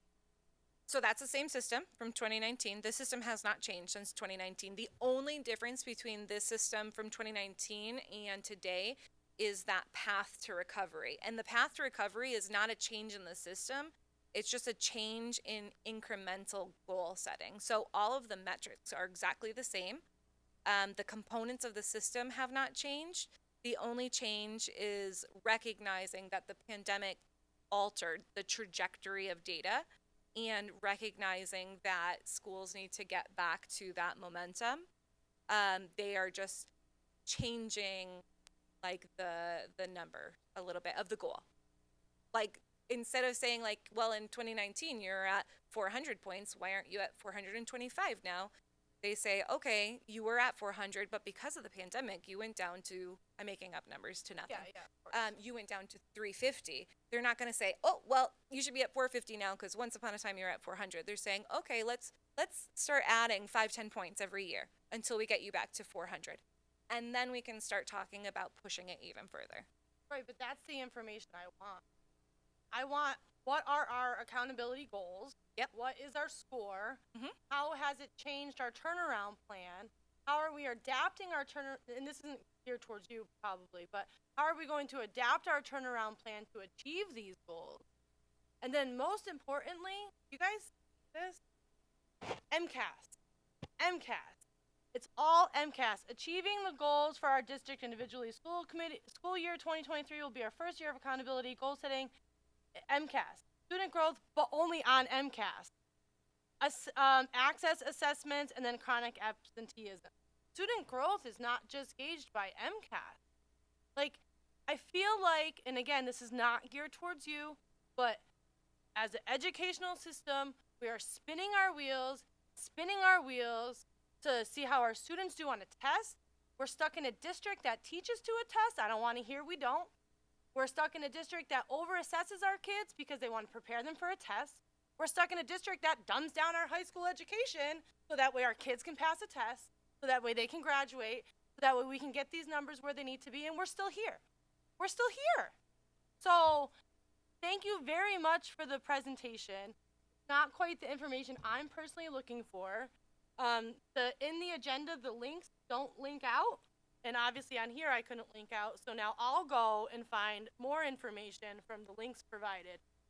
But this is why the Thrive Act is so important. This is why it's so important to get the question on the ballot to reduce the requirements for MCAS. It's just, all of this is so wrong in my opinion. Miss Wilson. So this is really complex information. It's like really you need to sit down, think it over, really delve into things. And so, and based upon this and what you just said is that we don't really have the meat until tomorrow. Right? You gave us a great overview. Tomorrow is where the numbers come in. And to both, sorry, I don't want to interrupt. Go ahead. Keep going. I was going to say, if you look on this example, there's a tab 3 down that says detailed indicator. Nope, Mike, go back.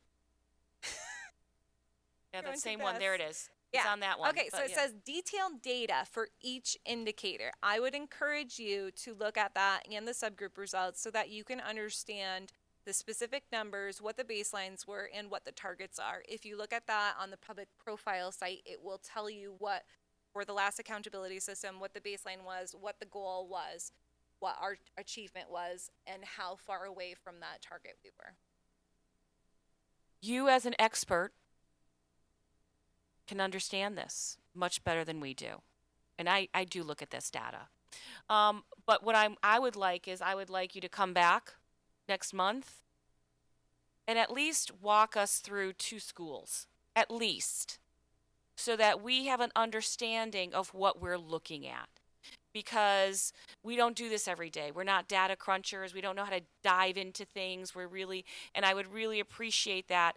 I mean, we would be here for 8 hours if we did every school, at least.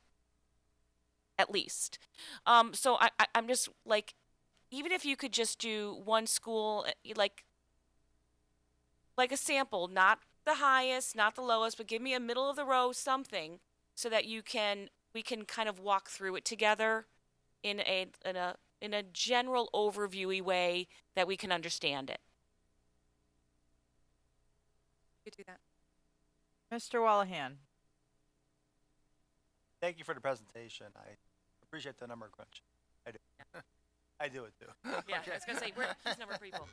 My one concern I would have is since we had so many of our students changed schools this year, setting up a baseline so many kids, that might, it'd be hard to kind of gauge it the next couple of years. I think you'd have to wait a couple of years at least to see where we fit in. That's my only question or slash concern. Yeah, Jay, that's an excellent point. Like comparing Metcalf next year to Metcalf last year, they're like two completely different things. So we are going to be working with the state's accountability office, Rob Curtin, to make sure that we can how do we how are they going to set goals and how do we make it relevant. And thanks to Jenny and her amazing team, like we can do some of the checking where students were last year, what school they were. We can do some of that stuff internally, but like we are in conversation with the state about how how does this rezoning going to affect setting targets for next year. And I just want to say thanks again, Jenny. Jenny did exactly what I had asked her to do. Like we unfortunately the results are embargoed, but my comment last meeting was around the change around the state recognizing that there's a recovery path, and school committee member Brunel wanted to understand that a little more. I hope that I think Jenny did a great job. Like I said, she knows it better than anybody in just explaining what those things, what that additional guidance was towards the accountability system. I'd also be happy to rather than do it in a school committee meeting, we could probably have Jenny create a video of her walking through a few schools that we can share with the school committee, even post it publicly online for anybody interested in learning how to navigate the accountability results that are posted online. Dr. Rivera Colon? So this is an example of one school. Is there one that comes from this website that's for the whole district?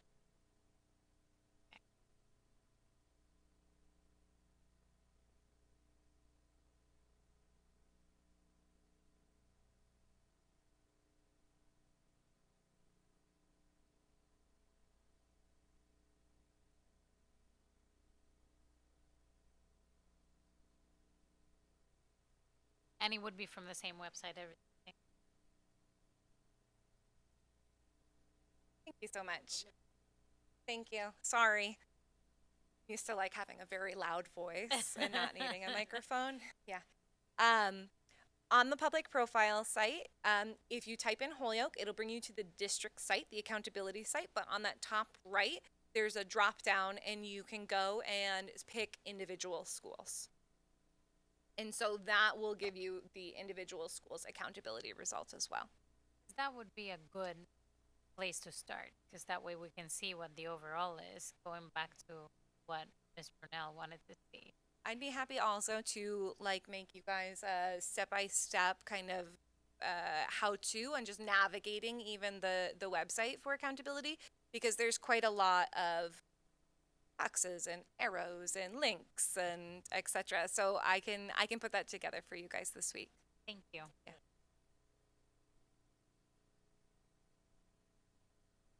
Mr. Collmore?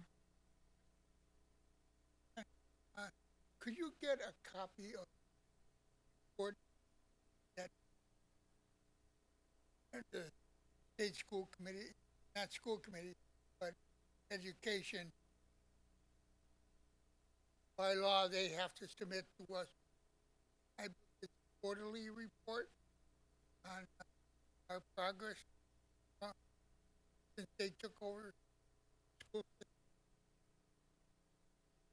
They post annually what the accountability results were, and I have been giving the school committee a quarterly update. So, every quarter I provide the school committee an update on our progress towards the strategic plan, and we've presented some star data, some focus areas for the upcoming quarter. Looking at student data, and then letting the school committee know what our shifts are going to be in every quarter.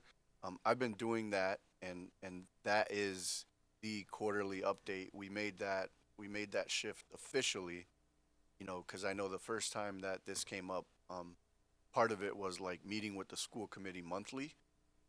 But I wanted to make sure that we formalized the process where on a quarterly basis, we were providing school committee an update, and been doing that. So Send this, Jesse.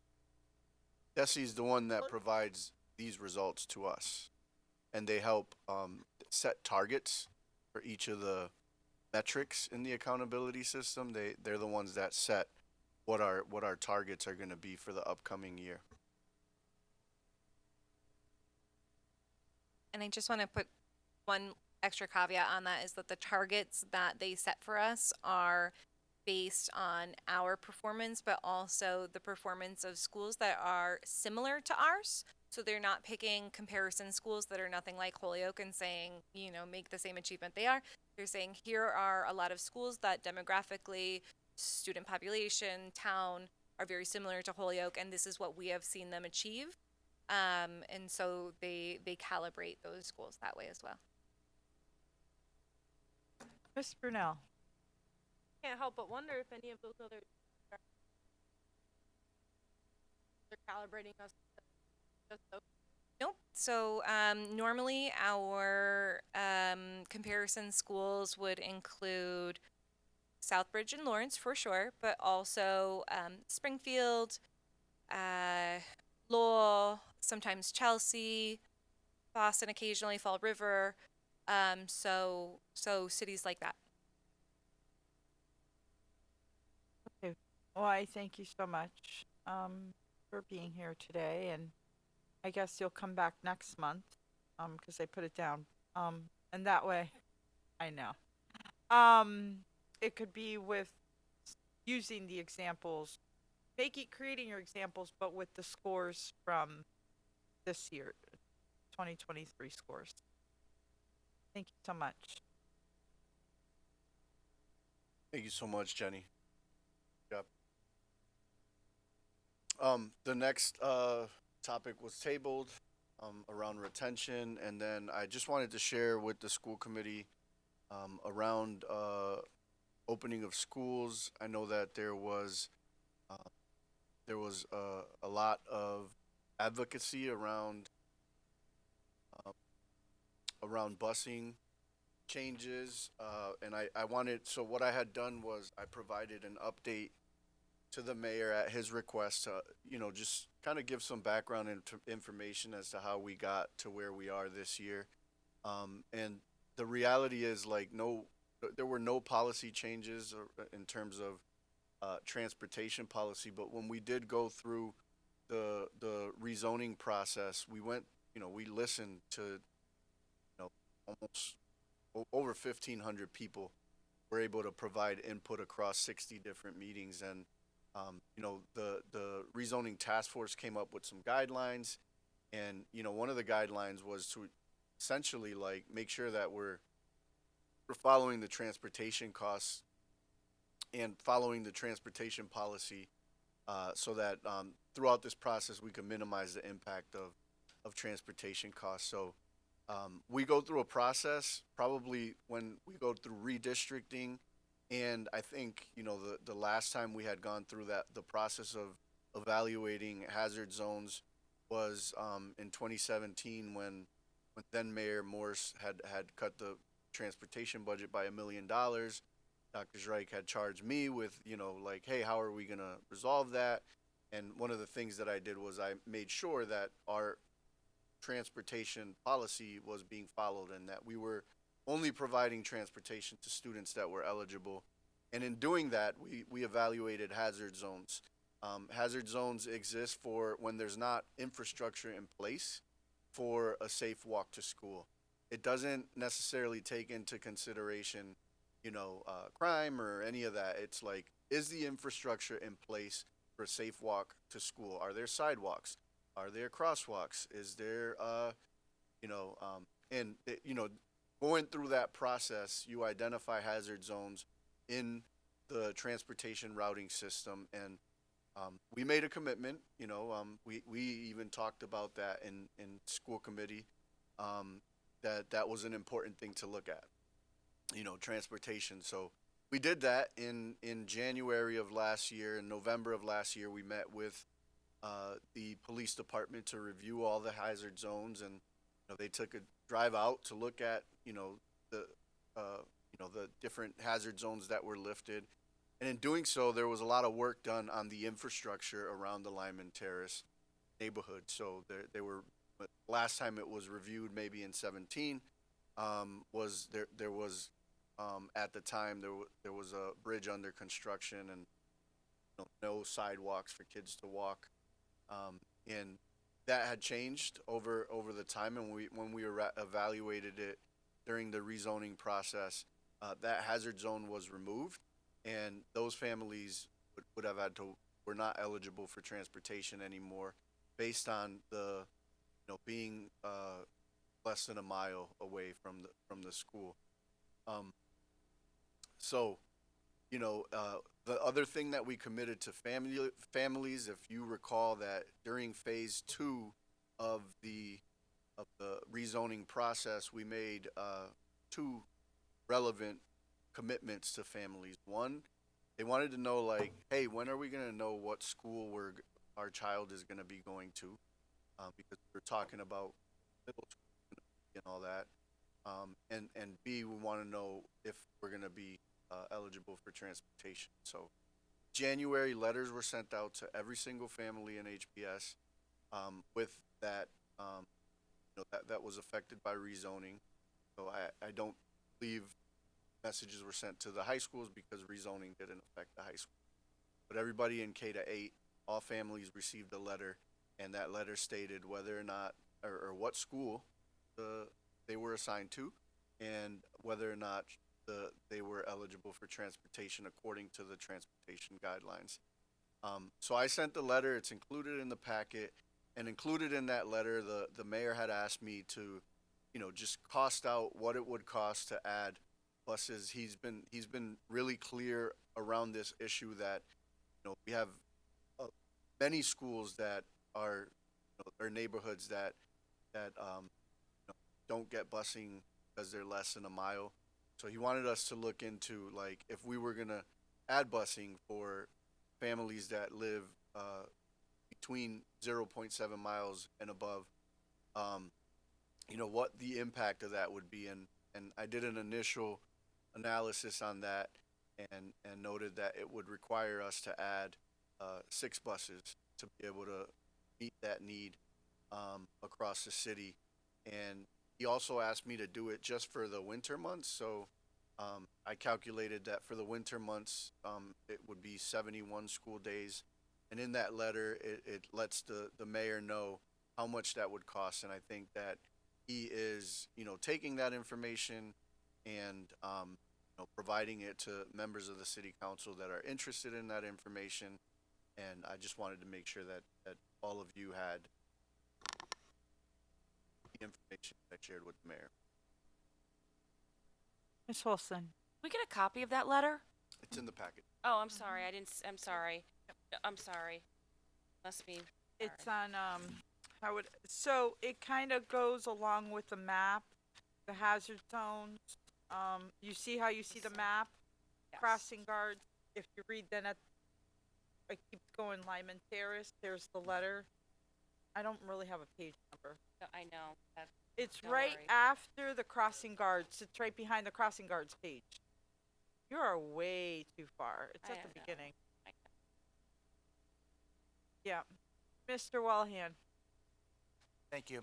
So Soto, when you're setting up the hazard zones, is the Department of Public Works involved with that process? It's usually the police department. So we work with the police department. So the state has a program called Safe Routes to Schools that, if you call them out here, and we have worked with them, and they take a look, they survey parents, they take a look at how many students are walking, and they do the walk to make sure that it's a safe walk. And as part of that process, they make recommendations on how to improve the safety around the infrastructure. And in that case, we would be working with DPW. I will give a shout out to DPW. I personally did the walk 3 times. And one of the times I had asked the mayor to come and do the walk with me so that he can see. It was an 11-minute walk, but we did notice some things that could improve the safety and the quality of that walk. And we did the walk with the mayor and the DPW director, superintendent, and immediately, I mean, the next day there were lines being painted. The next day, the fire department was working on adding a push button for the crosswalk on the side that there was one missing.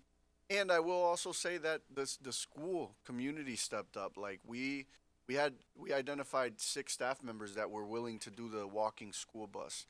So those who had spoke out about this had mentioned, like, my first graders shouldn't have to walk alone. And we're not asking anybody to, for their kids to walk alone or anything like that. What the policy simply says whether they're eligible for transportation or not. And I do recognize that there are families in different situations across the city, not just in this neighborhood. And because of that, we wanted to make sure if there is some families that need support in walking their kids to school, we have staff members that were willing to do it in the morning and on the way home. I know, just, in terms of the last years in 2017 and just the amount of construction that's been going on in the city because of the federal money that's coming in, sewer lines being put in, water lines being put in. The DPW knows what they're working on now, what's the schedule in for 6 months. I mean, Dwight Street, they've been working on that. It's like the big dig, from Northampton Street all the way down to White Street, down to Camden Street or Beach Street. They're working on that. So I mean, that changes. The road's just been getting torn up. One week it's the east side, the other week it's the north side. So that thing changes, and so I just think maybe get maybe a report from the DPW on what they're working on in terms of, again, the bridges and the lines. That would help out the process. Thank you. Mr. Collmore? And I agree with you. We've done everything possible to let the parents know what's going on in our schools when we were making the plan up. But is there any way we can find out if the notices are getting back to the parent? I mean, we sent the mail out, sent letters out. I believe they were certified. I can, don't quote me on that, but I can certainly follow back up and confirm that they were certified. We actually worked with Marcus Printing to send them out, and we spent significant amount of resources sending physical hard copies of these letters to families because we know how important it is. In a rezoning process, when you don't know what school your children are going to next year and whether or not they're going to be eligible for busing, we wanted to make sure that families got that in a timely manner. So we sent all those letters out in January. I doubt that you would send certified because that's like you would get. So they would have to sign for it. That's why I said don't Yeah, quote me. So I don't think it's I know we certified. sent hard copies. Yeah, and we have to be we also have to be realistic, right? If that's the wrong address, they ain't getting it. Right. But yeah, especially with the move when they restructured, and redesigned Lyman Terrace. They expanded some of the apartments. Some people aren't there anymore. Some moved to a different section. So if that's not updated, but they still live in Lyman. Mr. Romero. I have a quick question. Are these all of the cross guards in the city? Those are all the posts, the current posts that we have, and I know, for Kelly, the post that is Mr. Kelly is on Bowers and Appleton, Appleton. yeah. Can I make a suggestion to add one to Main Street, between Main Street and Lyman? I think that's where people would come down from Lyman if they were walking down. Yeah, I would say we're doing a walking school bus, so we have staff members that are walking kids that are part of the walking school bus. Adding that, I didn't talk to the mayor about that, but that's another thing that's Just a suggestion outside for of the furnace. I can certainly talk include that as part of the conversation that I'm having with the mayor around like what are the next steps that we're gonna. I'm just saying that because it's a very busy street. People are coming from South Hadley, just driving through. It's like in the middle of everything, really, and like, like if my kid misses the walking school bus or whatnot. The other thing I'll mention, Mr. Romero, is that it's hard to find crossing guards right now. Like I believe there are 4 vacancies. I gotta find out. Last I saw a report yesterday that the police department was having a hard time filling. If anybody's all of these interested, roles. they can just go to the police department and apply for the position. right? Yeah, they would go. Yeah, they can do that or go on School Spring. I'll make sure that's on our website. Awesome. So of those 4 positions that they're trying to fill, would that include Sergeant Street and South Bridge and Sergeant and South Summer? I can find out which ones are currently unfilled. I don't have that information right now. Do we know what time would be the start time for these here? It depends on the start time of the school. It would be Morgan. You're asking about Morgan? It would be Morgan School. That's Sergeant and South Summer and Sergeant and South Bridge. It's the Morgan School area. I'm gonna be quite honest. I'm there Sunday to Saturday. So if we're looking from Monday through Friday, I do my runs there. I don't see a crossing guard. So I would I'm say like it would be like wondering- probably in at least 45 minutes for the start of the school day. So probably be But looking at 8. let me call the Yeah. let me call the police department and get that information. Like when I think they're guaranteed as part of their contract. I feel like they're guaranteed 3 hours of work. So It'd be like 8 be to an 10. hour. I don't know if they work the full 3 hours, but they get paid for the 3 hours. So probably an hour and begin an hour at the end. Okay. Yeah. Great. So if you're looking before school starts, so between 8 and 9, right? 5. Morgan. Let me ask Yeah. what the hours are, and then I can certainly. And see if those are 2 of the 4 that are empty. Because concerns have been brought up that, we say that we have the crossing guards, but they're not physically there. Like who is holding them accountable? Do they have somewhere where they punch The police department, they drive around to confirm and they submit payroll. So there's an officer that goes around to Yeah. see that every crossing guard is at their That's part of post. their role. I'm not sure if they're getting to every single post, but as part Okay. of their role in supporting school department's crossing guard, they do the hiring, and then they do they monitor and submit payroll to the school department. So Yeah, because we oftentimes pay if for them.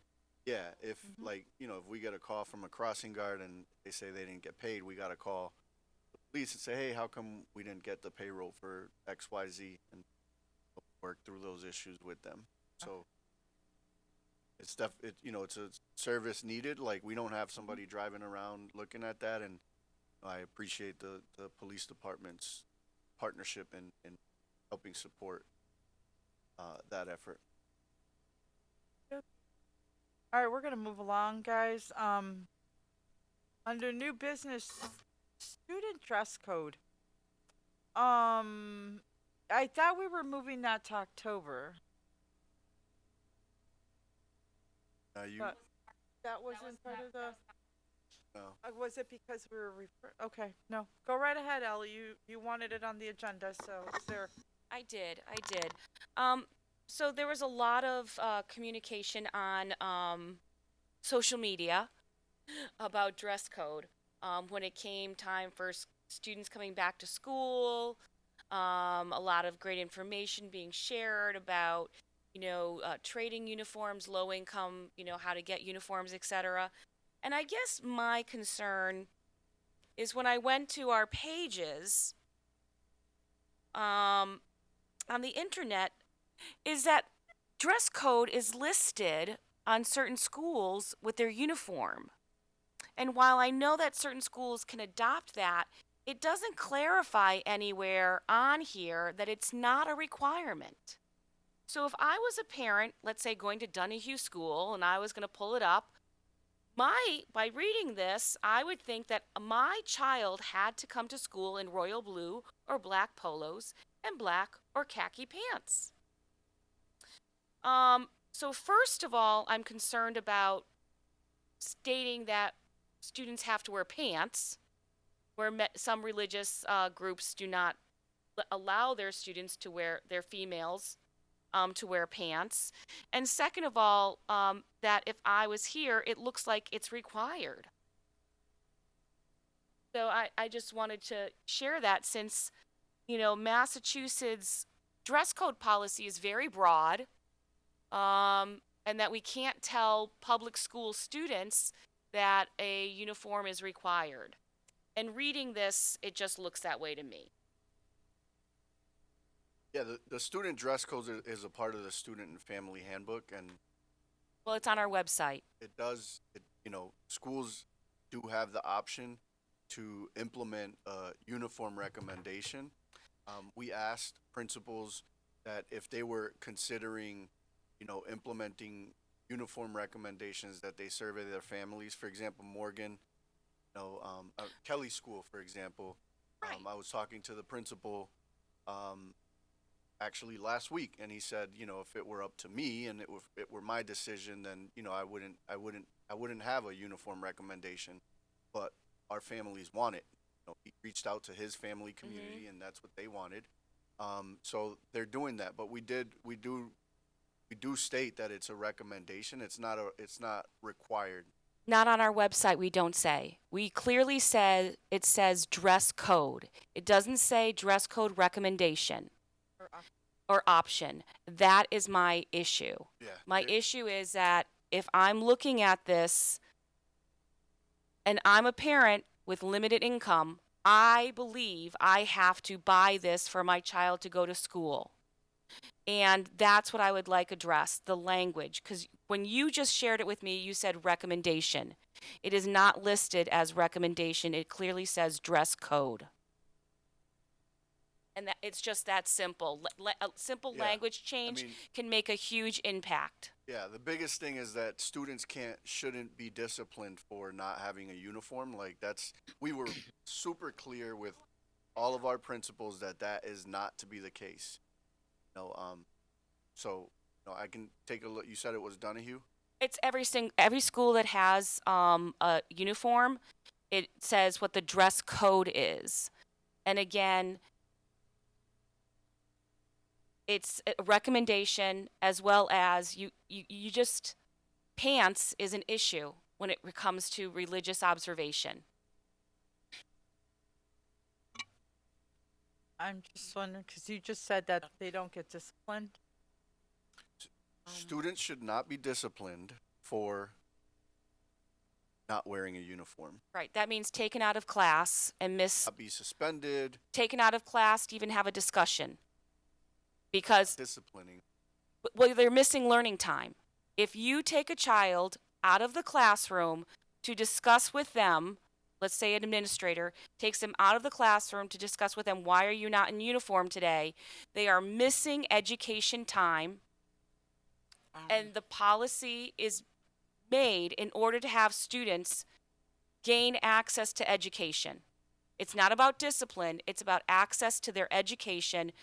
And if they are pulled out, asked to go down to the office, have to sit there for 5 minutes or 10 minutes until administrator comes down, they have lost time away from their education based upon what they have worn to school.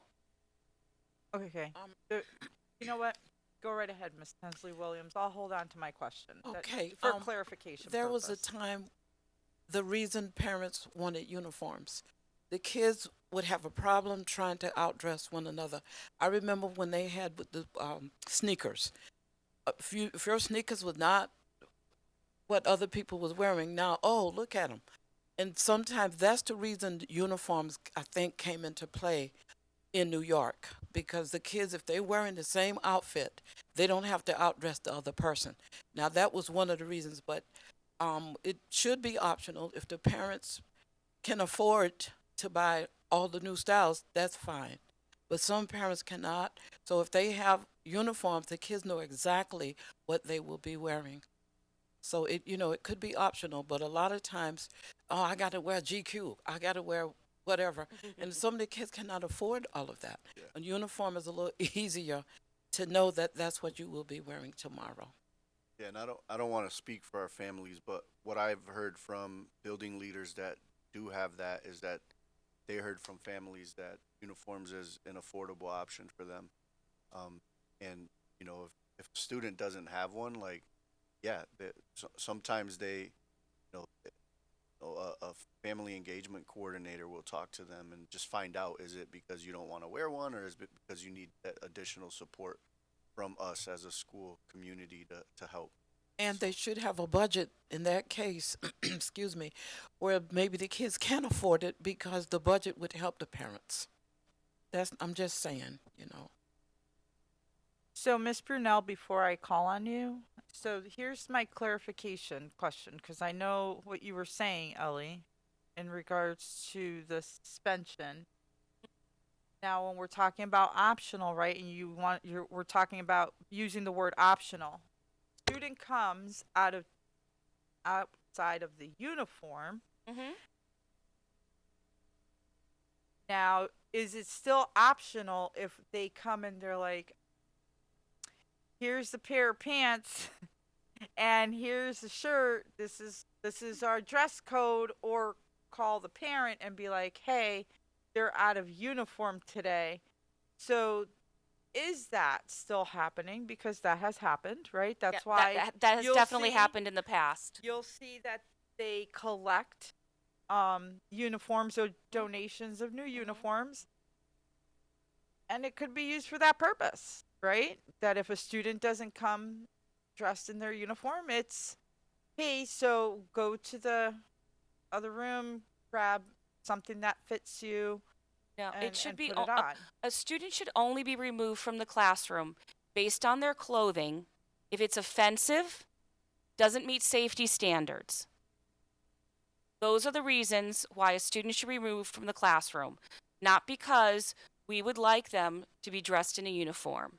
Because Massachusetts general law is very clear about the broad aspect of allowing individuals to dress the way they want to. And we cannot supersede Massachusetts general law. So that's why I want to make sure, okay, we may not be disciplining them, Superintendent should not Soto, be but is that, Yeah, is admin that's should not what's, be- That's right. no, or even if they come in through the main door, you know what I mean, and they see them out of uniform and say, hey, go grab a uniform from over there, you've got to change. We're just making it clear, if they come without, we're not offering them a pair of pants and a So polo. our dress code says that schools may choose to abide by a uniform, but in the absence of wearing a school uniform, there's no actionable consequence. So, Good. We can, I'd be happy to just email the schools that have this, that are wearing uniforms, and just make sure that that's not happening. I believe that we were crystal clear this year around that, and I don't think that that's happening. But if it's your desire for me to just ask those principals again, I would. Matter of fact, you don't need to express your desire. I will reach out to those principals again and make sure that the expectations are clear. And I would also need the websites for the schools need to be updated. Different language needs to be put in place. Just Because put the word optional. There you go. something, because There you if go. I were a There you parent go. and I were not aware of the law, I would Yeah. firmly believe I would have to send my child to school with a uniform. Okay.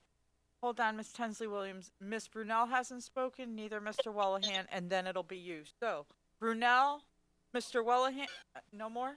Okay, then Ms. Brunel, then you. And then I'm Thanks, moving on from the guys. subject. So after you speak, that's it. We're moving on. Go ahead, Ms. Okay. Brunel. Thank you. And sorry I had to step You're out. on I had to mute. come home and get my We kids to can't hear bed. So you. I'm here on Zoom.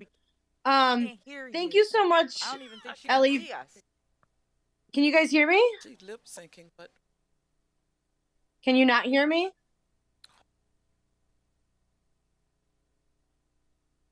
You cannot hear me. Mike, can you make sure there's audio working? Yeah, we can't hear it through these speakers, but it sounds like Mike can hear her. So the public can hear me and Mike can hear me, but Mildred, you can hear me on your computer? No. I'm going to put my comments on the record, considering that Aaron, Mike can hear me. Aaron, we can't hear you right now. Just 1 second, please.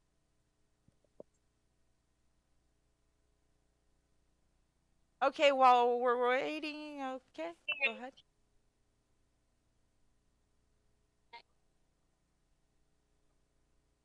Yeah, Aaron, could you say something right now, please? Yeah, can you hear me now? Yeah, we hear you perfectly, loud and clear. Okay, great. Thank you so much. I just wanted to say, sorry I had to step out and get the kids to bed. So I'm here on Zoom. Thanks for bringing this up again, Ellie, because I couldn't agree with you more. It's so very clear. And I do feel like the district message was clear, but I don't know that that's the message that's always being translated to our families. I've seen numerous parents throughout the district post online and a mad dash for uniforms. They bought the wrong color. Now they need this. They're stressing out about uniforms. And I've been trying to keep up with posting and commenting and letting people know that it's not, in fact, enforceable. So I just thank you again for bringing this up. I look forward to the district putting out some communication to the office. To the building administration. Also ensuring that that message gets out to the family and engagement coordinators. Because it's just so wrong to stop a student for something that, especially if it's a student under, say, 3rd grade, they have no control over what they wore out of the door that morning.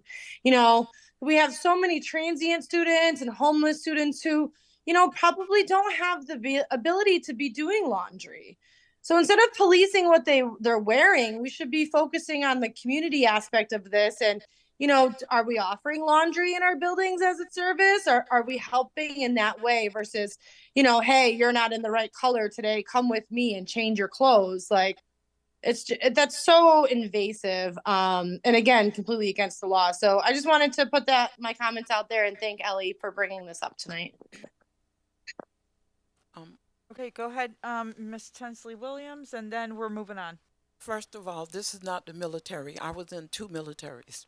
We had to wear uniforms. This should be optional. Children should not be taken out of the classroom because they don't have an outfit. This is not military, so I think we need to kind of make sense because we're beating a dead horse right now. So that's all I have to say. Okay, now we're gonna go ahead and move on. The next one is the transportation policy. I think we put this in there to refer to the subcommittee, right? That's what it was? You just asked to add it to the Yeah. agenda, so it's on there. So to refer to the policy subcommittee. Oh, that's the thing. I couldn't find this specific policy on, you know how, It's in the packet. no, I know, but the section. It's in there. Hold on. Let me look for it. Give me 1 minute. That's the part that I kept going through all of them and I'm like, where is it?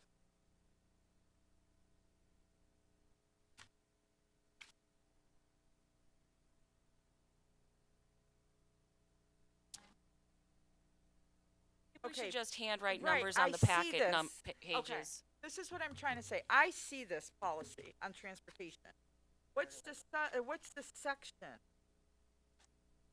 Here. Yo, Walkers EEAA. and riders. EEAA. I was looking. So it would be policy, EEAA, walkers and riders. It would be under student, cross-reference EEA, student transportation services. So, to review oh no, that's not what I wanted. I'm sorry. Thing is that this was brought up at city council meeting. And families went to City Hall and they did speak at the city council meeting. And there was a counselor there who said if they are going to be responsible or be blamed for having a bus taken away, and then they should have a decision on how this mileage stuff, like the policy, they should have some say on the policy. So if we refer it to the joint city council school committee. Well, first of all, I'm sure we have to update this policy because it hasn't been updated in many years. If it's a policy that's listed on our website, that's part of our school committee policies. Mm-hmm. I'm sure that needs to be updated, and it's on the list to be updated. Right, but if you update and you put your recommendations, city council didn't have their voice in what they wanted, and like they say, they pay for the transportation, and if we're gonna have individuals going and blaming them for having their bus taken away, then they should have a voice on creating a policy in regards to who would be eligible for transportation. I will make a note that when this policy does come up through subcommittee, that'll be great, that we will refer it to both our after the subcommittee, we'll send it to the joint committee. Sounds great. Thank you, Mildred. Mr. Wallahan? I think the city council recommended that this go to the joint. They committee. didn't ask me anything. They might have asked you. I think they discussed it at their meeting, so I'm not sure whether that was in the So I works did or not. I don't think they see it. keep you in the loop at all. No, I did see the meeting. Yep, that is true. I did see the meeting. And yeah, that's why I said, but we're gonna, huh? Aaron, please raise your hand. I can't even see that. I think Oh. she didn't mute herself. Go ahead, Miss Brunel. This is going to be on the agenda for the joint subcommittee city council meeting, and that is is it the 28th? No. Sorry, hold on. It's a Thursday in a week and a half. The 28th. It's the 28th. So who did the recommendation? It was city council? Yeah, so city council just sent me two new things. It was referred to public safety and it was referred to the joint committee Okay. by the city council. So maybe after you have a discussion, if they're looking to, they would have to refer to our policy subcommittee if they want to Yeah. make any changes. Yeah, because as things were brought to me, I said, well, we don't pay for the transportation. I mean, granted, we have the policy, but we don't pay. So it's kind of like a prime example of something that should be discussed between the two committees. Okay, great. All right, so it's already been taken care of. So moving on, ongoing business, the follow-up items from the last meeting. Sullivan B-Ball. Okay, so just so everybody knows, when you have FYI, this is stuff that at the previous meeting you might have asked the receiver, superintendent, to follow up on this. Like, hey, I didn't get this report. Or, hey, I want the data on this, or whatever.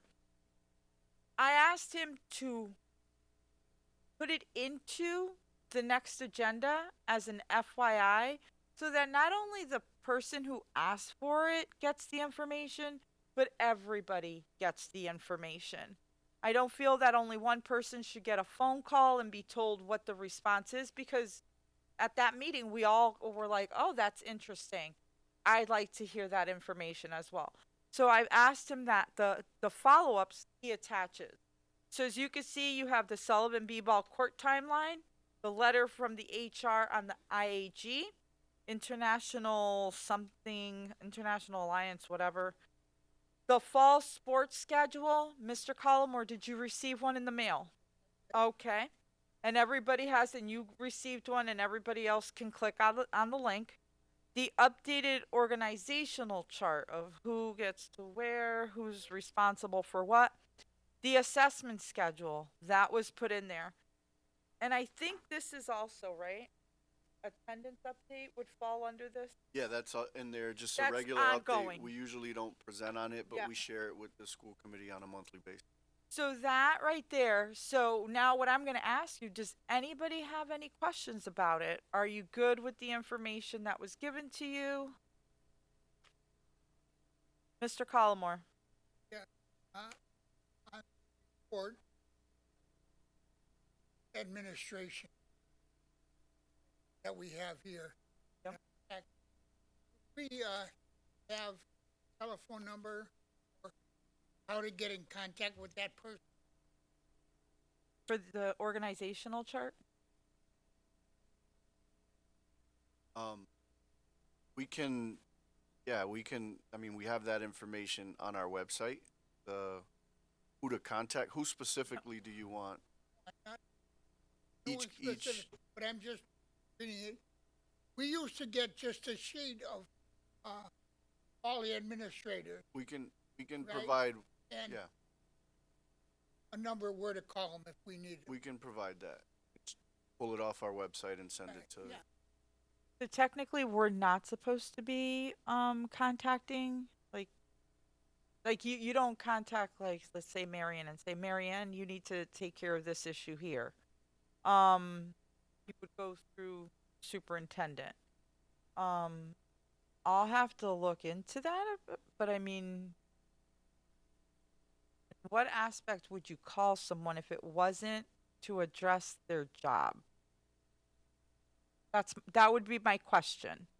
So if it's to question something about in what other aspect would you call them if it's not about addressing their work performance or lack of?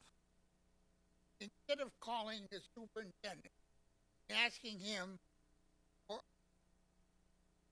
how do I contact this person?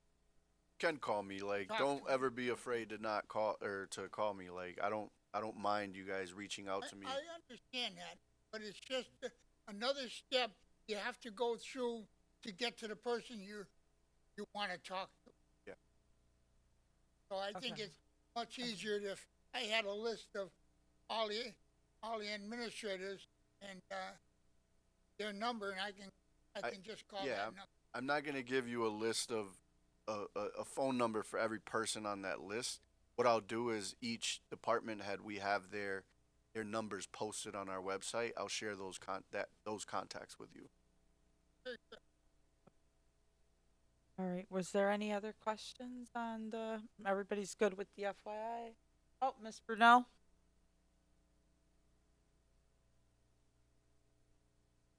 She hear me? Miss Brunel? Oh, there's another one. That's what it is. Sorry, sometimes the buttons take me a second to Oh. find them. Okay. I may have more questions about the assessment data. I just was able to start going through it this afternoon, so I don't know if we need to leave that as ongoing business on the next agenda so I could potentially ask questions. Or I can reach out to the receiver directly, but I just haven't had the chance to thoroughly dive into the information provided enough to know if I have questions or not yet. Because I was going to ask questions about Okay, so what we can do is you guys have this time to review it from here till at least a week to a week and a half, unless you have the questions right now and you want to ask them. And we can put it back on the agenda with your questions. It's up to you. Do you want to ask your questions now, Miss Wilson? I can ask my question now. So I'm sitting here calculating the amount of hours for assessments. And so I haven't gotten to, I didn't get to MCAS.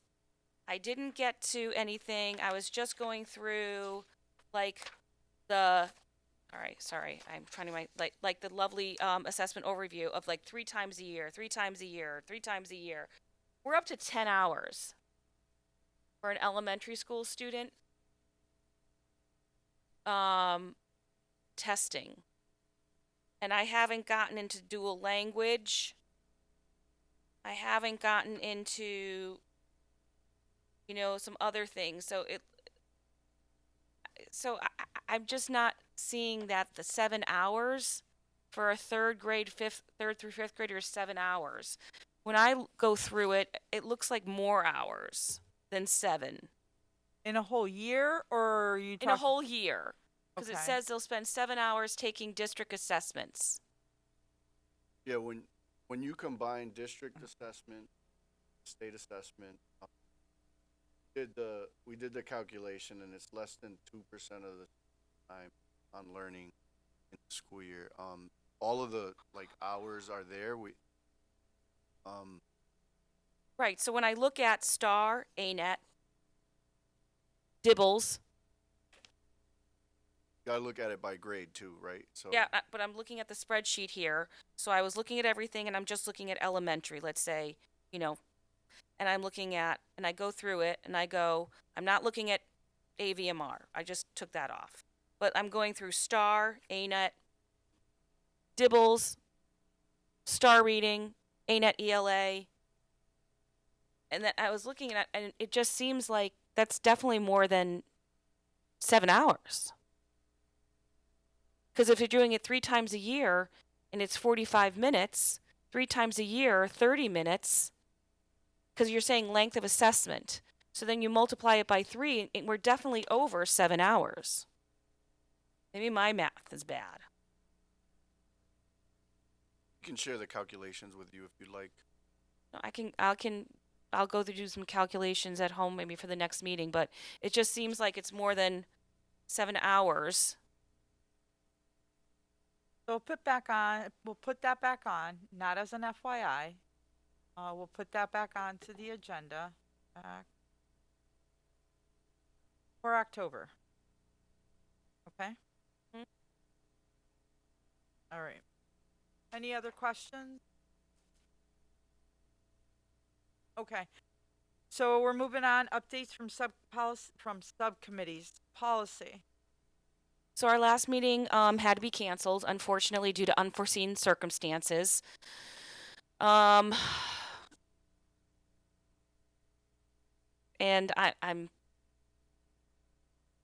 I'm busy, but I'm looking to try and see if we can fit a policy meeting in on September 27th. I was just looking at my calendar before I got here. It would be Wednesday, the 27th for policy. So I'm sending an email out to see if members can attend that.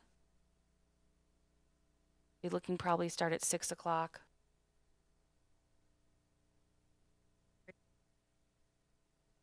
Have any of the policies that you guys finally went through, were they changed at all? I can't speak to that right now. I'll be honest with you. Okay. Do we know if they were up? No. There's a set that we posted, there's a set that we reviewed, there's a set that we need to review. Oh, and so there's a none set have been that- changed yet. There were some that were already posted for public viewing, and No, but after that happened, did you decide whether you were going to move with it? Has any of them gotten to that point? And then, like that yeah, I policy? think that's probably a good conversation for the next meeting, yeah. Okay. Next, No. subcommittee meeting. Put it on them. Right, but so I just have to be really clear that there seems to be some things that have been put on the agenda that are of an urgent matter, and so we're having to push back policy review because the block schedule seemed to be of an urgent nature to get on the policy subcommittee. And the Yonder not so much because we already have one. It's just the scope is changed, and that's the purview of, our superintendent to make these changes of that policy. But the admin assistant seems to be of an urgent matter, and I can't see the block schedule going quickly. I just don't think that that's going to be like a 10-minute conversation. So I just want to share that there's only so much time that we have to go through this. So the timeliness and the expediency, I think that's the word I'm looking for, is not necessarily as clear right now because other things are popping up. So do you think it would help if the policy subcommittee met more than once a month, maybe twice? The unfortunate thing is that I also coach, and we have Jewish holidays right now. So some of the dates that I could have, I can't because I'm in Rosh Hashanah. Yom Kippur is coming up. I coach Tuesdays, Thursdays, Saturdays, Sundays. We have games sometimes on Wednesdays. So that is my issue right now. Yeah, and you know, the block schedule is not a policy where, you know, we want to share it through a subcommittee for input. But the high school is going through, like, they're working on a communication plan on implementing this for next year, and part of that is getting input from students, from families, and getting input from the school committee. So we're just vetting that information. It's not necessarily a policy that is holding up our ability for block schedule. Oh, Mr. Wallahan. At our last retreat, we talked about going back to meeting twice a month. That's something the committee wants to discuss again. It seems like we're getting overwhelmed with agendas and things are getting tabled and retabled and nothing's getting done. We're just kind of going through the motion. That's something that we want to go back to. There's nothing that says we can't meet twice a month. There. I know we talked about it. Thank you.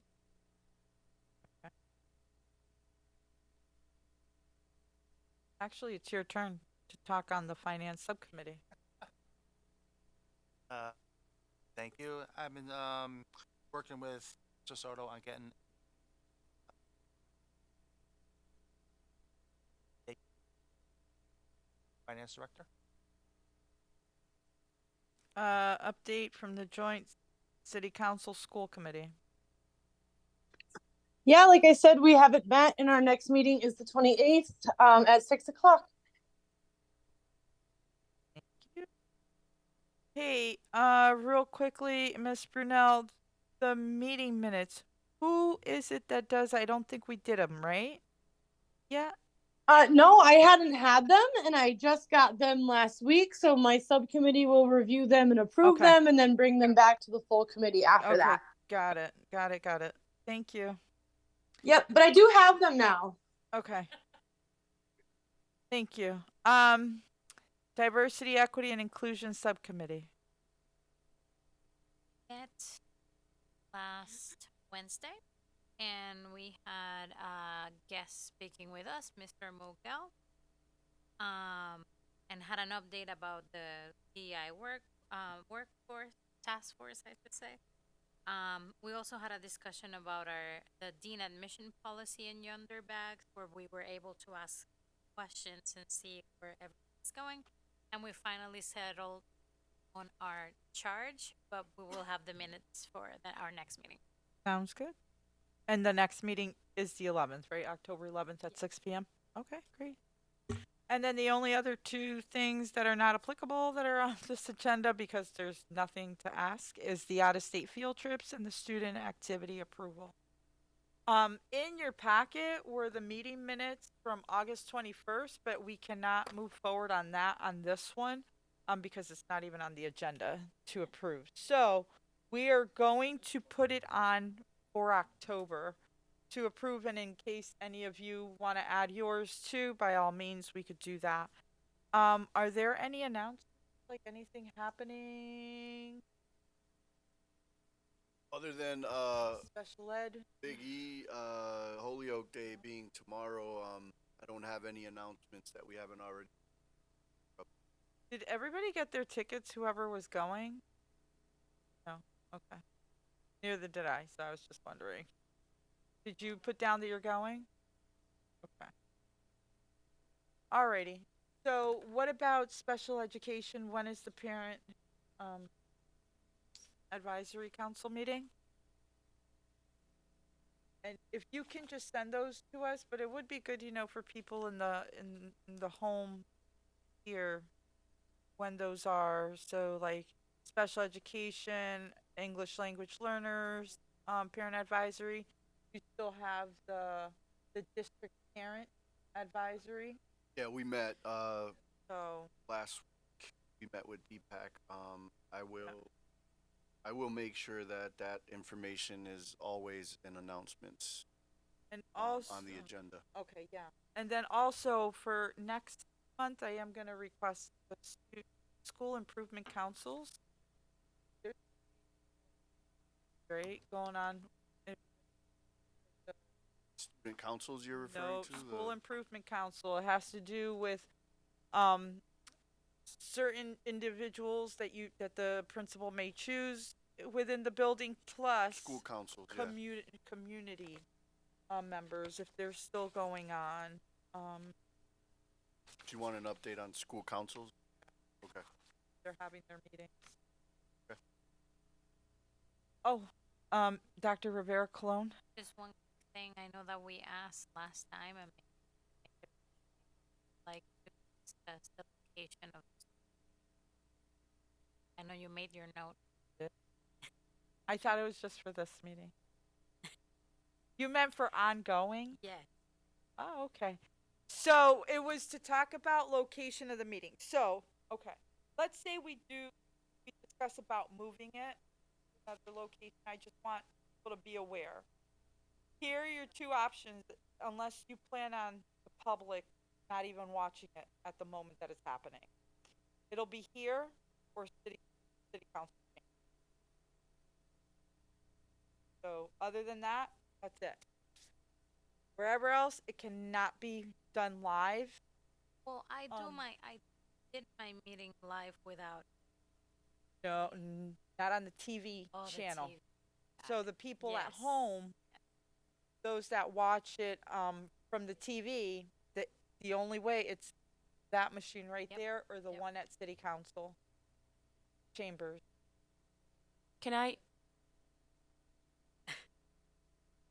Ms. Wilson?